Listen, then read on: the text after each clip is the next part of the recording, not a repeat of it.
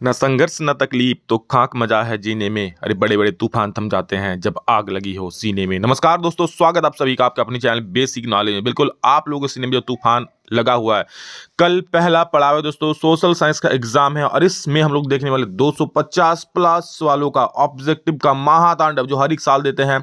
और इसमें से बहुत सारे क्वेश्चंस कल एग्जाम में पूछे जाएंगे भाई, एक भी सवाल मिस मत करना। इसमें मैक्सिमम क्वेश्चन हम लोग कर चुके होंगे, जो नहीं किए हैं भाई आप लोग उसको पहले सीख लो पहले, और जो कर लिए हैं भाई एक रिवीजन का बहुत बढ़िया वीडियो है, तो भाई सभी को शेयर कर दो क्योंकि इससे सवाल कल रहने ही रहने हैं। तो एक भी सवाल भाई मिस मत करना है, इसका हर एक सवाल को देखना। और भाई चैनल पर पहली बार है ना, आगे और भी अच्छी तैयारी करने के लिए सब्सक्राइब जरूर कर लो।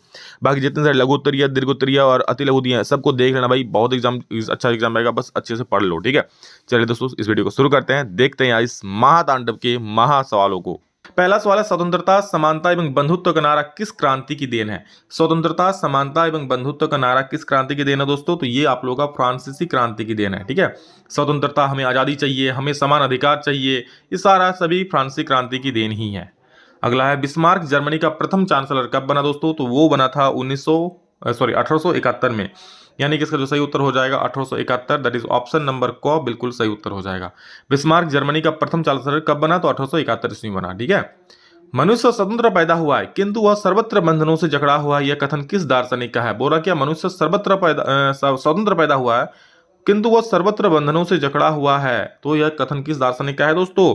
यह है रूसो का। किसका? रूसो का। अगला प्रश्न है, किसके कल्पनादर्श यानी कि यूटोपिया जिसको बोलते हैं में एक आदर्श समाज की कल्पना की गई है? तो फ्रेडरिक सरियू के कल्पनादर्श में, उनके कल्पना में, मतलब कल्पनादर्श मतलब समझो एक ऐसे आदर्श समाज जिसमें कोई भी भेदभाव नहीं होगा, सब कोई आपस में मिल बांट कर रहेंगे, कोई झगड़ा नहीं, कोई हिंसा नहीं। ऐसा समाज पॉसिबल है क्या? नहीं ना, इसलिए इसको कल्पनादर्श बोलते हैं। सिर्फ कल्पना में ही ऐसा समाज पॉसिबल हो सकता है, और ये फ्रेडरिक सरियू ने ऐसा एक चित्र बनाया था, ठीक है। यंग इटली की स्थापना किसने की? तो बच्चा बच्चा जानता है, जीसेपे मेत्सिनी। 5 का जो सही उत्तर हो जाएगा दोस्तों ख हो जाएगा। जीसेपे मेत्सिनी यंग इटली की स्थापना की थी, ठीक है। यंग इटली एक दोस्तों मतलब गुप्त संगठन था जिसकी स्थापना जीसेपे मेत्सिनी ने किया था। असहयोग आंदोलन की समाप्ति किस घटना से हुई? असहयोग आंदोलन, ठीक है, जिसका महात्मा गांधी चला रहे थे भारत को आजाद दिलाने के लिए, अंग्रेजों के यहाँ से खदेड़ने के लिए, लेकिन यह समाप्त हुआ तो कौन सी घटना से हुआ? तो चौरी चौरा के हिंसात्मक घटना के कारण, ठीक है। चौरी चौरा दोस्तों उत्तर प्रदेश में एक जगह है, ठीक है। वहां पर क्या क्या घटना घटी थी कि इसी आंदोलन को लेकर कुछ लोग वहां पर प्रदर्शन कर रहे थे, जा रहे थे रोड पे, सड़क पे, तो पुलिस वालों ने रोक लिया। तो वहां पर जो गुस्साई भीड़ थी उन्होंने क्या किया, पुलिस थाने पर आग लगा दिया। जितने के जितने पुलिस वाले थे सारे मारे गए इस घटना में। तो और इस चौरी चौरा नामक जगह पे हुआ था, और इस वजह से गांधी जी की हिंसा के तो सख्त विरोधी थे, तो उन्हें तो फौरन ये आंदोलन खत्म कर दिया, बंद कर दिया असहयोग आंदोलन। भारत छोड़ो आंदोलन की शुरुआत कब हुई? एट लास्ट महात्मा गांधी ने दोस्तों 1942 में भारत छोड़ो आंदोलन की शुरुआत की थी, ठीक है। महात्मा गांधी की भले, और भारत छोड़ो आंदोलन के दौरान ही दोस्तों याद रखिए कि महात्मा गांधी जी ने करो या मरो का नारा दिया था, कि करो या मरो, डू और डाई। भैया अब कोई मौका नहीं है, आप या तो आप लड़ो और नहीं तो भाई मतलब जो मरो, आप अंग्रेज के हाथ में मार खा के मरो। तो महात्मा गांधी ने इसी के दौरान ये नारा दिया था, करो या मरो का, 1942 में जो भारत छोड़ो आंदोलन हुआ था। अगला प्रश्न है, गदर की स्थापना, मतलब गदर पार्टी की स्थापना, बोले सर गदर तो सनी देओल में देखे थे, मूवी में देखे थे। तो इसका सही उत्तर दोस्तों हो जाएगा लाला हरदयाल ने, ठीक है। गदर पार्टी की स्थापना किसने किया था? लाला हरदयाल जी ने किया था। स्वदेशी आंदोलन की प्रेरणा से भारत माता की छवि को किसने चित्रित किया? स्वदेशी आंदोलन की प्रेरणा से भारत माता की छवि बनाई गई थी दोस्तों, ठीक है। किसने बनाई थी वो छवि? वो बनाए थे रविंद्रनाथ टैगोर ने बनाया था, ठीक है। और याद रखिए बंकिम चंद्र चटर्जी ने दोस्तों आनंद मठ नामक पुस्तक लिखा था, ये भी ऑब्जेक्टिव में पूछ सकता है। खुदाई खिदमतगार की स्थापना किसने की? तो खुदाई खिदमतगार की स्थापना दोस्तों अब्दुल गफ्फर खान ने की, यानी कि गौ नंबर बिल्कुल सही उत्तर हो जाएगा। अगला प्रश्न चलिए हम लोग देखते हैं क्या बोल रहा है कि इनमें से कौन सा नवीकरणीय संसाधन नहीं है? नवीकरणीय संसाधन मतलब जिसको आप लोग एक बार प्रयोग करने के बाद भी बार बार प्रयोग कर सकते हो, जैसे सौर ऊर्जा। डेली सूर्य से रोशनी ले रहे हो, क्या सूर्य की ऊर्जा खत्म हो जा रहा है क्या? नहीं ना। तो इस प्रकार जो ऊर्जा होती है उसे बोलते हैं नवीकरणीय ऊर्जा। तो वो कौन सा नहीं है? तो जल संसाधन भी नवीकरणीय ऊर्जा है, सौर ऊर्जा तो है ही, पवन ऊर्जा डेली पवन चल रहा है, डेली ऊर्जा उत्पन्न हो रहा है, ठीक है। कोयला जो है दोस्तों अनवीकरणीय स्रोत, क्योंकि एक बार जो आप कोयला यूज कर लिए वो कोयला फिर नहीं मिलने वाला है, ठीक है। और उसका भी भंडार भी सीमित है, और सौर ऊर्जा भंडार क्या असीमित है, जितना यूज करना है कर लो, कोई दिक्कत नहीं है। इसलिए तो अभी आप लोग देख रहे हैं ज्यादा सौर संयंत्र लग रहा है, सौर पैनल लगा के लाइट जला जा रहा है, ठीक है। अगला क्वेश्चन है, कितने किलोमीटर के बाद किसी देश का महासागरीय संसाधन पर अधिकार नहीं होता? मान लो कि हमारा यहाँ देश है, ठीक है, भारत, इसके कितने किलोमीटर तक जो महासागरीय संस्थान कोई समुद्र है उसका उस पर भारत का अधिकार रहेगा। तो याद रखिएगा 200 किलोमीटर तक, ठीक है। किसी भी देश का 200 किलोमीटर के अंडर में अगर जो भी एरिया आता है उस एरिया में महासागर में चाहे जो भी मिले, सोना मिले, रूपा मिले, हीरा मिले, मोती मिले, चाहे जो भी मिले, उस पर उस देश का अधिकार रहेगा। तो 12 का गौ हो जाएगा। 200 किलोमीटर के बाद कोई अधिकार नहीं रहता है, मतलब 200 किलोमीटर तक अधिकार रहता है। भारत के कुल क्षेत्रफल में कितने प्रतिशत क्षेत्र पठारी भाग है? कितना प्रतिशत क्षेत्र पठारी भाग है? याद रखिएगा 27% क्षेत्र पठारी भाग है, ठीक है। आप लोग कमेंट में जरूर बोलना कि मैदानी भाग कितना परसेंट है। भारत के कुल क्षेत्रफल में मैदानी भाग कितना परसेंट है, ये भी ऑब्जेक्टिव में पूछ सकता है, कमेंट करके जरूर बोलना। मृदा अपरदन का कौन सा कारण नहीं है? जल, वायु, हिम, वन। तो मृदा अपरदन का जो कारण नहीं है दोस्तों वो वन मृदा अपरदन का कारण थोड़ी है भाई। वन लगाओगे तो वो तो मृदा अपरदन रोकेगा, ठीक है, तो वो कारण नहीं है। भारत में उपलब्ध स्तनधारियों में से कितने प्रतिशत को लुप्त होने का खतरा है? भारत में जितने दोस्तों स्तनधारी है उनमें से कितना प्रतिशत लुप्त होने का खतरा है? याद रखिएगा 20%, ठीक है, ये डाटा याद रखना। 20% लुप्त होने का खतरा है स्तनधारियों में भारत में। सदाबहार वृक्ष चीड़ एक औषधीय वनस्पति है, मतलब उससे मेडिसिन होता होगा। यह किस राज्य में पाया जाता है? तो जो चीड़ का वृक्ष है दोस्तों किस राज्य में पाया जाता है? वो हिमाचल प्रदेश में पाया जाता है। कहाँ पाया जाता है दोस्त? हिमाचल प्रदेश, याद रखिएगा। कौन सा प्रदेश? हिमाचल प्रदेश में चीड़ का वृक्ष पाया जाता है। अगला एक प्रश्न बड़ा सा दिख रहा है कि पेड़ एक विशेष असीमित दयालु और उदारपूर्ण जीवधारी है जो अपने सतत पोषण के लिए कोई मांग नहीं करता और दानशीलता पूर्वक अपने जीवन की क्रियाओं को भेंट करता है। बिल्कुल, वो फल भी देता है लोगों के लिए, छाव भी देता है लोगों के लिए, तो अपने जीवन का जो भी है वो लोगों को ही देता है। यह सभी की रक्षा करता है और स्वयं पर कुल्हाड़ी चलाने वाले विनाशक को भी छाया प्रदान करता है। सोच रहे हो, सभी की रक्षा करेगा और उसकी कुल्हाड़ी, कोई कुल्हाड़ी से काट रहा है तो उसको भी छाया देता है कि नहीं चलो भाई मुझे कुल्हाड़ी से काट रहा है, इसको मैं छाया नहीं दूंगा, इसको धूप दे देता हूँ। नहीं, ये कथन किसका है? तो ये कथन किसका रह सकता है? सोच लो, इतना मतलब इतना प्रिय वाक्य कौन बोल सकते? गौतम बुद्ध, कोई महात्मा ही कर सकता है ना। तो 17 का जो है ख बिल्कुल सही उत्तर हो जाएगा। गौतम बुद्ध ने ये बात कहा था, गौतम बुद्ध जी ने ये बात कही थे। 17 का ख हो जाएगा। 18 में देखो, विश्व में कुल आयतन का लगभग कितना प्रतिशत भाग महासागरों में पाया जाता है? तो विश्व का कुल आयतन का कितना परसेंट भाग महासागरों में पाया जाता है? लगभग 96.5% भाग। विश्व का जितना आयतन है कुल भाग कितना? 96.5। 18 का हो जाएगा गौ, ठीक है। कुल आयतन का कितना प्रतिशत भाग महासागरों में पाया जाता है? तो 96.5% भाग महासागरों में पाया जाता है। आगे देखो, बहुउद्देशीय परियोजनाओं का कौन सा लाभ है? तो बहुउद्देशीय परियोजनाओं का लाभ क्या क्या है? बहुउद्देशीय मतलब जो डैम उम लगाते हैं ना, तो बाढ़ पर नियंत्रण करता है, सिंचाई की सुविधा भी करता है, जल विद्युत का भी उत्पादन होता है, यानी उपरोक्त सभी इसका सही उत्तर हो जाएगा। पश्चिमी राजस्थान में वर्षा जल संग्रहण की रीति किस कारण से कम हो रही है? ठीक है, पश्चिमी राजस्थान में वर्षा जल संग्रहण की रीति किस कारण से कम हो रही है? तो वहां पर इंदिरा गांधी नहर से 12 जल सुविधा जब मिल रहा है लोगों को, तो फिर वहां पर वर्षा जल संग्रहण क्यों करने जाएगा? अब मान लो आपके गांव में कोई मतलब 12 मास आपको जल मिल रहा है, तो आप क्या वर्षा जल को स्टोर करोगे? नहीं ना करोगे भाई, चलो भाई पाइपलाइन से मुझे तो 12 महीना जल आ ही रहा है। तो वहां पर इंदिरा गांधी नहर से 12 जल सुविधा उन्हें मिल रहा है, 12 महीना जल मिल रहा है, तो फिर वर्षा जल संग्रहण क्यों करेंगे लोग? नहीं करेंगे। नेक्स्ट, किसी देश की राष्ट्रीय आय को उसकी कुल जनसंख्या से भाग देने पर निम्नलिखित में से क्या प्राप्त होता है? तो राष्ट्रीय आय को उसकी जब कुल जनसंख्या से भाग दो तो प्रति व्यक्ति आय मिलेगा। राष्ट्रीय आय जितना आय हुआ, बाकी टोटल जनसंख्या से भाग दोगे तो एक व्यक्ति का ही न मिलेगा, तो प्रति व्यक्ति आय हो जाएगा। एक अमीर परिवार की लकड़ी के लिए विकासात्मक लक्ष्य क्या हो सकता है? भैया अमीर है, समझ रहे हो, पैसों की कोई कमी नहीं है, तो अधिक दिन तक काम मिले, क्या सोचेगा कि मुझे काम मिले? अरे उसको काम की जरूरत ही नहीं, अमीर है, मुकेश अंबानी की बेटी है, ठीक है। बेहतर मजदूरी मिले, भाई वो तो मजदूरी रख लेगा। अधिक बिजली प्राप्त हो, अरे वो बिजली ऐसे ही खर्चा कर देगा। उसके भाई को जितनी स्वतंत्रता मिलती है उसको उतनी ही स्वतंत्रता मिली। सो देखो सोच क्या है बड़ा आदमी का। शिशु मृत्यु दर क्या सूचित करता है? तो शिशु मृत्यु दर दोस्तों याद रखना, किसी वर्ष में पैदा हुए 1000 जीवित बच्चों में से 1 वर्ष की आयु से पहले मर जाने वाले बच्चों का अनुपात है। ठीक है, क्या है शिशु मृत्यु दर? क्या है? किसी वर्ष में पैदा हुए 1000 जीवित बच्चों में से 1 वर्ष की आयु से पहले मर जाने वाले बच्चों के अनुपात को वो क्या बोलते हैं? शिशु मृत्यु दर बोलते हैं। ठीक है, नेक्स्ट है, निम्नलिखित में से ऊर्जा के मुख्य स्रोत कौन कौन से है?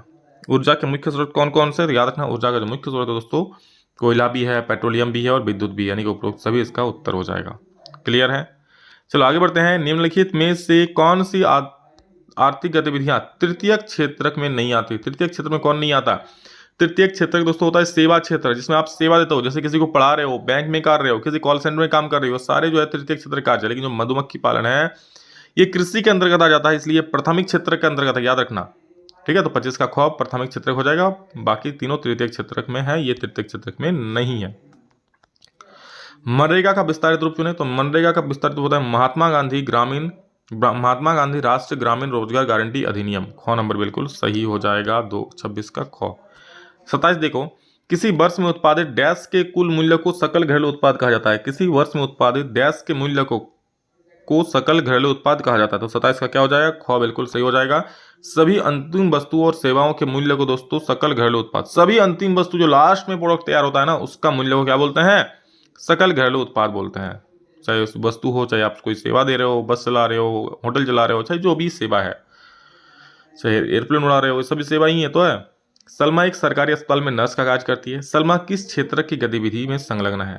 देखो नर्स है किसमें भी, वो भी किसमें, सरकारी अस्पताल में। तो सरकारी अस्पताल होगा तो संगठित क्षेत्र हो जाएगा, यानी कि घ नंबर हो जाएगा। ठीक है, हाँ अगर प्राइवेट में रहता तो वो असंगठित होता। भारत के किस क्षेत्र में छुपी हुई बेरोजगारी पाई जाती है। छुपी हुई बेरोजगारी भारत के किस में पाई जाती है, तो कृषि क्षेत्र में छुपी हुई बेरोजगारी। तो 29 का ख सही हो जाएगा।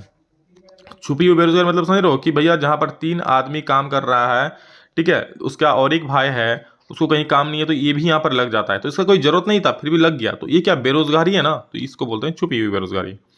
इस क्षेत्र के श्रमिक माल का उत्पादन नहीं करते हैं। तो तृतीय क्षेत्र जो होता है दोस्तों, ठीक है, वो तो सेवा क्षेत्र है। आप पढ़ा रहे हो, क्या चीज उत्पादन करोगे, नहीं ना, वो तो प्रोडक्ट तैयार करता है, लड़के तैयार करते हैं, वो कोई माल का उत्पादन थोड़ी करता है। बच्चों को पढ़ा रहा है, बैंक में काम कर रहा है, बस चला रहे हो, होटल चला रहे हो, ये सब सेवा क्षेत्र है। इसमें तृतीय क्षेत्र को है ये सब, इसमें कोई माल का उत्पादन नहीं होता है। माल का उत्पादन किसमें होता है, प्राथमिक क्षेत्र में होता है, द्वितीय क्षेत्र में होता है।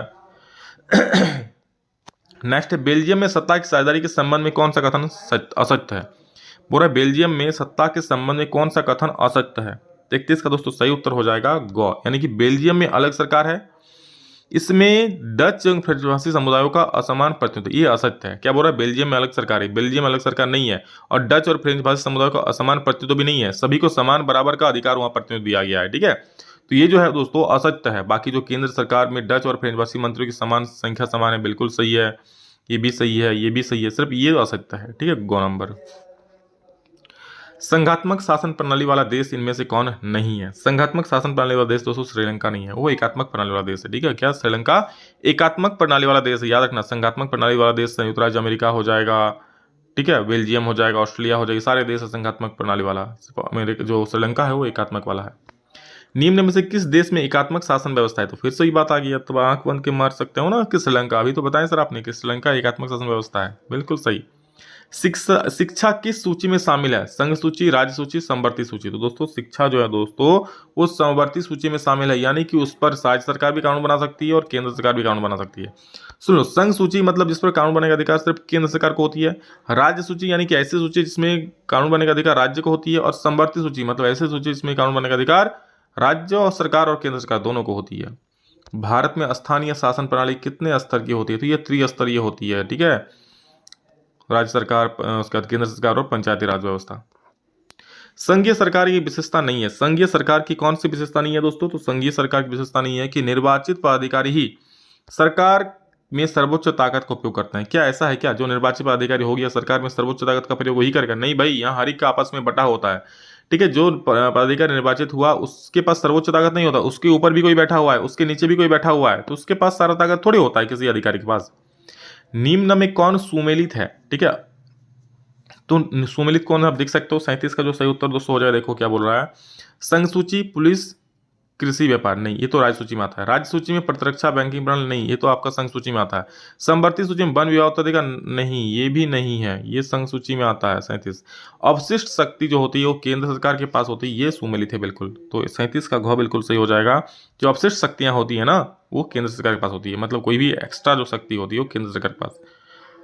इनमें से कौन सा एकहित समूह का उदाहरण है। 38 का देखो, एकहित समूह का उदाहरण क्या है, बामसेब। बामसेब दोस्तों एक हित, एकहित नहीं एक हित समूह बोल रहा है, अलग अलग होना चाहिए था, एक हित समूह। तो बामसेब क्या, एक हित समूह है। ठीक है, नेपाल में हुए जनसंघर्ष को निम्न में से क्या कहा गया था। नेपाल में जो जनसंघर्ष हुआ दोस्तों उसको क्या कहा गया था। तो उसको बोला गया था लोकतंत्र के लिए दूसरा आंदोलन। नेपाल में जो हुआ उसको क्या बोला जाता है, लोकतंत्र के लिए दूसरा आंदोलन बोला जाता है। जो लोकतंत्र और जनसंघर्ष के संबंध में क्या असत्य है, लोकतंत्र और जनसंघर्ष के संबंध में क्या असत्य है। तो ये दोस्तों आप लोगों के लिए होमवर्क रहता है, कमेंट में इसका उत्तर जरूर बोलना। सभी लोग जितने सारे हैं सभी लोग कमेंट करो और एक काम जरूर करना, सभी को शेयर जरूर कर देना अपने दोस्तों को, ताकि इसी प्रकार वीडियो और आप लोग देखने को मिले और एग्जाम में फोड़ सको। ठीक है। समाप्यता के आधार पर संसाधन कितने प्रकार के होते हैं? समाप्यता मतलब समाप्ति, समझ लो। समाप्ति मतलब जो कभी समाप्त हो जाएगा इसके आधार पर, या फिर समाप्त नहीं होगा इसके आधार पर। तो इसके आधार पर दो होता है, एक होता है नवीकरणीय और एक होता है अनवीकरणीय। याद रखना, समाप्यता के आधार पर संसाधन दो प्रकार के होता है, एक होता है नवीकरणीय और एक होता है अनवीकरणीय संसाधन। ठीक है, वो पूछ सकता है, बहुत इंपॉर्टेंट है, पूछा गया कई बार एग्जाम में। निम्नलिखित में से किस राज्य में सीढ़ीदार खेती की जाए? तो भाई सीढ़ीदार खेती वहीं की जाएगी जहां पर पहाड़ होते हैं, क्यों? वहां तो वर्षा का पानी नहीं रुकेगा पहाड़ में, भाई डलडला के नीचे आ जाएगा, तो वहां पर किस प्रकार से सीढ़ीदार खेती की जाएगा। ठीक है, तो ये आप लोगों का हो जाएगा कहाँ? उत्तराखंड, जहाँ पहाड़ी एरिया है। ठीक। पूर्वी तट की नदी डेल्टाओं पर किस प्रकार की मृदा पाई जाती है? तो याद रखना, पूर्वी तट की नदी डेल्टाओं पर जलोढ़ मृदा पाई जाती है। कौन सी मृदा भाई? जलोढ़ मृदा। ठीक है, जो नदी द्वारा बहा कर लाई जाती है। तो ऑप्शन नंबर ग इसका बिल्कुल सही उत्तर हो जाएगा। किस मृदा को रेगर या सौत जुताई वाली मृदा कहते हैं? रेगर मृदा किसे कहते हैं भाई? ये सवाल ना बहुत ही महत्वपूर्ण है, एग्जाम में पूछा गया सवाल है कई बार और पूछने की संभावना भी रखता है। तो जो काली मृदा होती है ना, ब्लैक सॉइल, काली मृदा, ये आपको लोगों का रेगर मृदा या फिर बोल सकते हो जो सौत जुताई वाली मृदा बोलते हैं इसको। याद रखना, इसको बहुत महत्वपूर्ण है। इनमें से कौन सा संरक्षण तरीका समुदायों को की सीधी भागीदारी नहीं करता? समुदायों की सीधी भागीदारी कौन नहीं करता है? तो याद रखना, संयुक्त वन प्रबंधन भी समुदाय इसमें भाग लेते हैं। चिपको आंदोलन में तो भाई भाग लेते हैं, ये बाकी जाके पेड़ को चिपक के रहते हैं, मतलब भाई पेड़ से चिपक चिपक के पेड़ को बचाते हैं कि भाई पेड़ को नहीं काटना है। बीज बचाओ आंदोलन भी समुदाय भाग लेते हैं। लेकिन जो वन्य जीव पशु विहार का परिसर है ना, ये सरकार द्वारा चलाया गया योजना है, मतलब इसमें समुदाय की सीधी भागीदारी नहीं होता। ठीक, तो इसका घ नंबर बिल्कुल सही उत्तर हो जाएगा। अगला प्रश्न है, जैव विविधता में समृद्ध देश है, विश्व की कितनी प्रतिशत उपजातियां भारत में पाई जाती है? ठीक है, क्या बोला? भारत जो है जैव विविधता में एक समृद्ध देश है, मतलब भारत में कई प्रकार की प्रजाति पाई जाती है। भाई देख, मतलब देख, जैसे बाघ हो गया, हिरन हो गया, तो इस प्रकार की बहुत सारी प्रजाति पाई जाती है भारत में, नहीं पूरे विश्व में। ठीक है, तो बोले भारत में कितनी परसेंट प्रजातियां पाई जाती है? तो इसका उत्तर हो जाएगा दोस्तों 8%, यानी ऑप्शन नंबर का बिल्कुल सही उत्तर है। भारत में 8% जो है जैव विविधता मतलब पाई जाती है, उपजातियां पाई जाती है। ठीक है, भारतीय वन्य जीव अधिनियम कब लागू किया? भारतीय वन्य जीव रक्षण मतलब जीवों को रक्षा करने का, वन में जो जीव है उसको नहीं मारने का अधिकार दिया गया, मार नहीं सकते हो, रक्षा करने का अधिनियम कब लागू किया गया? तो लागू किया गया 1972 में। ठीक है, 1972 में भारतीय वन्य जीव अधिनियम मतलब रक्षण अधिनियम लागू किया गया था। अगला प्रश्न है, भारत में बहुउद्देशीय नदी परियोजना को आधुनिक भारत का मंदिर किसे कहा? भारत में बहुउद्देशीय नदी परियोजना, ठीक है, जो नदी परियोजना होती है ना, जैसे जिसको डैम बोलते हैं, क्या बोलते हैं भाई? डैम। तो डैम को दोस्तों यहाँ पर आधुनिक भारत का मंदिर किसने कहा? और जो डैम होता है यही बहुउद्देशीय नदी परियोजना होता है। क्यों? क्योंकि भाई डैम से जाके आप नहा भी सकते हो, डैम से मछली पालन भी कर सकते हो, डैम से सिंचाई भी कर सकते हो, और उसके आसपास पर्यटक क्षेत्र भी हो जाएगा, डैम से बिजली उत्पन्न होता है, मतलब एक योजना कई सारा लाभ, इसलिए बोलते हैं बहुउद्देशीय परियोजना। तो किसने कहा था भाई इसको आधुनिक भारत का मंदिर? इसको कहा था जवाहरलाल नेहरू ने। ठीक है, चलो अगला प्रश्न है, दामोदर घाटी परियोजना किस राज्य में स्थित है? दामोदर घाटी परियोजना यानी डीवीसी यानी दामोदर वैली कारपोरेशन, नाम कुछ सुना सुना है ना? बिल्कुल, ये झारखंड में ही स्थित है भाई। ठीक है, इससे तो बिजली मिलता है डीवीसी से, बोलता है ना डीवीसी बिजली काट के रख दिया है, तो डीवीसी है दामोदर वैली कारपोरेशन, दामोदर घाटी नदी परियोजना, दामोदर घाटी परियोजना। नेक्स्ट, सरदार सरोवर बांध से कौन सा राज्य प्रभावित होता है? तो सरदार सरोवर नाम देखो, सरदार सरोवर नाम सरदार वल्लभ भाई पटेल को याद रख लेना। ठीक है, तो क्या हो जाएगा? ये गुजरात में स्थित प्रभावित होता है। कौन सा राज्य प्रभावित होता है भाई? गुजरात में, गुजरात प्रभावित होता है इससे। औसत आय यानी प्रति व्यक्ति आय की गणना कैसे करोगे? तो भाई देश की कुल आय जितना है ना, उसको किससे भाग देंगे? कुल देश की कुल आय को हाँ सही बोल रहा था, देश की कुल आय को कुल जनसंख्या से भाग दे देंगे तो हमें प्रति व्यक्ति आय निकल जाएगा। ठीक है, मान लो एक परिवार में 1000 रुपया कमाता है, ठीक है, और उस परिवार में 5 सदस्य, तो उस 5 सदस्य का प्रति व्यक्ति आय कैसे निकालेंगे? टोटल उस परिवार का मिलकर कितना कमाता है? 1000 रुपया। ठीक है, एक औसत आय बोल रहे हैं, प्रति व्यक्ति आय बटा 5 कर देंगे तो भाई कट जाएगा 200, मतलब कह सकते प्रति व्यक्ति आय 200 हो जाए। इसी प्रकार पूरे भारत की बात करें तो भाई जितना कमा रहा है टोटल उतना बटा कुल संख्या, तो इसे देश के कुल आय बटे देश की कुल जनसंख्या, ऑप्शन क जो हो जाए उसे बोलते हैं दो औसत आय, या फिर कह सकते प्रति व्यक्ति आय। ठीक है, विभिन्न देशों के वर्गीकरण करने के लिए विश्व बैंक किस मापदंड का उपयोग करता है? तो विभिन्न देशों का वर्गीकरण करने के लिए भाई कौन सा देश विकसित देश है, कौन सा विकासशील देश है, कौन गरीब है, कौन अमीर है, ठीक है, तो उन सबको देखने के लिए भाई एक ही चीज देखता है, वो क्या देखता है? प्रति व्यक्ति आय, कि भाई उस देश का प्रति व्यक्ति आय कितना है, हर एक व्यक्ति एक एवरेज कितना कमा लेता है। ठीक, इसके अनुसार नवीकरणीय संसाधन का उदाहरण, नवीकरणीय संसाधन क्या है भाई? तो नवीकरणीय संसाधन जो बार बार प्राप्त कर सकते हो, जैसे कोयला समाप्त हो जाएगा, पेट्रोल भी समाप्त हो जाएगा, बट भूमिगत भूमिगत जल होगा ना, ये समाप्त नहीं होगा भाई। इसको जो मतलब क्या होगा ना, धीरे धीरे नीचे जा रहा है, सही है, बट अगर हम लोग पेड़ पौधे लगाएं ये कर, तो हम लोग इसको स्टोर कर सकते हैं, रख सकते हैं भूमिगत जल को, ठीक। लोगों के विकास का लक्ष्य क्या होता है भाई? ये भिन्न भिन्न या परस्पर विरोधी होते हैं, ठीक है। देखिए हर किसी के लिए विकास का लक्ष्य ना अलग होता है। मान लीजिए कोई एक डेवलपमेंट हो रहा है, ठीक है, क्या हो रहा है? एक डेवलपमेंट कुछ हो रहा है। मान लो गांव के एक एक जगह है, ठीक है, एक मतलब मैदान है, उसमें क्या स्कूल बन जाता है, तो स्कूल में उसमें लोग पढ़ सकते हैं, तो इसलिए सभी का विकास हो रहा है। लेकिन वो जो जगह है, ठीक है, जिसका जगह है, उसका तो कोई विकास नहीं हुआ ना, उसका जमीन फोकट में चल गया। तो कह सकते हैं गांव के सारे लोगों का विकास हुआ, ठीक है, लेकिन जिसका जमीन गया, ठीक है, उसका विकास हुआ नहीं हुआ, क्योंकि भाई अपना लाखों का संपत्ति उसने दिया उसमें, उसका विकास हुआ, लेकिन दूसरे लोगों की अपेक्षा उसका विकास नहीं हुआ। दोनों का अंतर है ना बहुत। बाकी लोग एकदम फ्री में आराम से पढ़ रहे, कुछ नहीं किया, आराम से पढ़ रहा है, लेकिन जीवन के मालिक का भाई जमीन चल गया इतना महंगा, जिसमें वो खेती करके खाते थे। तो इस प्रकार से हर एक के लिए अलग अलग लक्ष्य होते हैं, भिन्न होता है, परस्पर विरोधी होता है। अगला एक प्रश्न है, रामू एक किसान है भाई, जिसने अधिशेष गेहूं को एक आटा मिल के मालिक को 10 रुपए किलो प्रति दर से बेच दिया, किलोग्राम की दर से बेच दिया, ठीक है, गेहूं को। मालिक ने बिस्कुट कंपनी को 15 रुपये प्रति किलोग्राम से बेच दिया। बिस्कुट कंपनी ने आटे के साथ मिलाया चीनी, तेल जैसी चीजों का यूज कर कुरकुरेदार बिस्कुट के 4 पैकेट बना दिया, और बाजार में उपभोक्ताओं को 8 रुपये में, यानी 20 रुपये प्रति पैकेट से बिस्कुट बेच दिया।